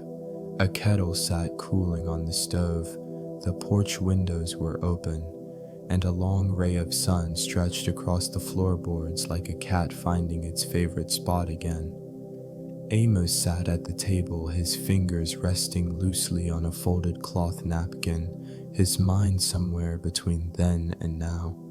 Ellie stood by the cabinet, holding a small tin box with the careful grip of someone unsure if they were interrupting something sacred. Inside the box, paper, plain and unlined, old, the kind that carried the faint smell of cedar drawers in past seasons. "I found these in Mama's desk," she said, "not written on yet, but they felt like they were waiting." Amos nodded. He reached for the box, lifted a few pages, ran his fingers along the grain. "They don't make this kind anymore," he murmured. Ellie pulled out 2 sheets and set one in front of him, the other in front of herself. "I thought maybe we could write something," she said. "Not a letter to each other, not even to someone we know, just a letter to whoever finds it later." Amos looked up, meeting her eyes. "To be found?" Ellie shook her head gently. "Number, just to be kept, even if no one ever reads it." He sat back for a moment, then slowly nodded. "All right." They didn't begin right away. First, Amos lit the oil lamp, even though the room was still full of daylight. Then he filled both of their mugs again, set the kettle aside, and returned to his chair. The scratch of pen on paper began quietly, like the start of a breeze before the wind knows where it's headed. Ellie wrote without looking up, her handwriting small but firm. Amos took longer. He turned his page twice before deciding on the direction, not because it mattered, but because it did. Outside, a robin called once, then again. A child's laughter floated in from across the valley, faint, then gone. They wrote without talking, each with their own slow rhythm, their own quiet voice. After some time, Ellie put down her pen, folded the paper in thirds, ran her finger along the crease once, twice, set it aside. Amos did the same. Neither asked to read the other's letter, neither offered. It wasn't necessary. Instead, Ellie reached into her satchel and pulled out a small piece of ribbon, thin, faded blue, like something once tied around a birthday gift long ago. She bundled the 2 letters together, crossed the ribbon once, then tied it softly. Not tight, just enough to keep them close. Then she looked up. "Where should we keep them?" Amos thought a moment, then rose from his chair, walked to the shelf beside the fireplace, and pulled out an old cigar box. It had no cigars, just buttons, a matchbook, 2 dried clovers, and a tiny bell from a forgotten kitten's collar. He made space, gently, set the ribbon-bound letters inside. Ellie stood beside him now, watching. "You think someone will find them one day?" she asked. Amos closed the lid, smiled gently. "If they do, they'll know someone once took time to sit still?" Ellie nodded. Then, without thinking, she pulled out her notebook and wrote a single line across a fresh page. "We wrote something that didn't ask to be read, only kept." She didn't show it to Amos, just left the notebook open on the table, where the sunlight touched the page like a hand resting softly on his shoulder. That evening, after Ellie had gone, Amos sat again at the table. The light was fading now, but the oil lamp held its own, cast in long shadows that moved slowly across the floor. He picked up a blank sheet from what remained in the tin, didn't write another letter, just folded it, pressed the crease, and placed it gently inside the same box, beside the ones they had written, not because it was needed, but because maybe one day it would be. Then he leaned back in his chair, the warmth of the wood steady beneath him, and let the hush of the house settle around him like the soft ending of a day well kept. The night had settled the way spring nights do just before summer begins to lean in. Warm, but with a softness still clinging to the air, like a blanket that hasn't quite been folded away. The house on Miller's Hill stood quiet. Its windows glowed faintly, holding light the way old houses do, not with brilliance, but with memory. The porch lamp was already lit. It had come on just before dusk, as it always had, flickering once before settling into its usual amber hush, casting a soft pool across the steps, the railing, the edge of the geranium pot that had started blooming again without permission. Ellie arrived without sound, no knock, no greeting. She simply walked up the path the way someone does when they no longer need to ask if they belong. In her hands, she carried a small bottle of lamp oil and a clean cloth. The air smelled of clover and pine, and somewhere down the hill, a frog began its low song, slow and steady. The door was unlocked. She opened it carefully, pushed her scarf off her neck, and stepped into the gentle warmth of the kitchen. It was tidy, not spotless, just honest. A cup sat on the table, still half full. The chair beside it pulled out slightly, as though someone had stepped away but left a place for return. Ellie didn't call out. She didn't need to. She crossed to the porch, unscrewed the cap of the lantern, and carefully topped off the oil, wiping the glass clean in slow, circular motions. When she finished, she lit the wick again, watched the flame flicker, steady itself, and grow into that familiar, restful glow. Then she sat, not in Amos's old chair, but beside it, on the lower step. She didn't open a book, didn't write, just sat with the night, with the frogs, with the scent of soil still rising faintly from the garden beds recently turned. Above her, the stars had begun to return, one by one, in no hurry at all. She looked up and remembered a line she'd once written in her notebook. The sky does not forget. It just waits for us to be still enough to notice it again. The house behind her was quiet. If you were to pass by that night, and very few would, you'd see only what you needed to: a lantern glowing on a porch, a girl sitting beside it, a chair still warm with remembering. You wouldn't know what had changed, or who was missing, or what had been passed down without ever being spoken aloud. But you would feel somewhere inside you that the light had not gone out, that it never really does. Not when it's tended with care, not when it's left for someone who knows how to sit beside it without needing to explain why. Later that night, before she left, Ellie stepped back into the kitchen, set a folded note on the windowsill, and took one last look at the room. She didn't cry. She didn't whisper goodbye. She only placed her hand on the back of the old wooden chair, held it there a moment, then walked out into the night. The lantern stayed lit, and the house on Miller's Hill, though quiet, remained full of light, full of soil still warm with spring, full of letters never sent, full of hands that once mended baskets and planted rows of onions because the ground was soft and it felt like the right thing to do. Some say that houses forget once the people are gone, but not this one.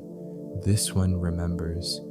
And if you ever find yourself walking along the road at twilight, when the sky is deepening and the fields hum low with dusk, you might see a small flicker atop the hill.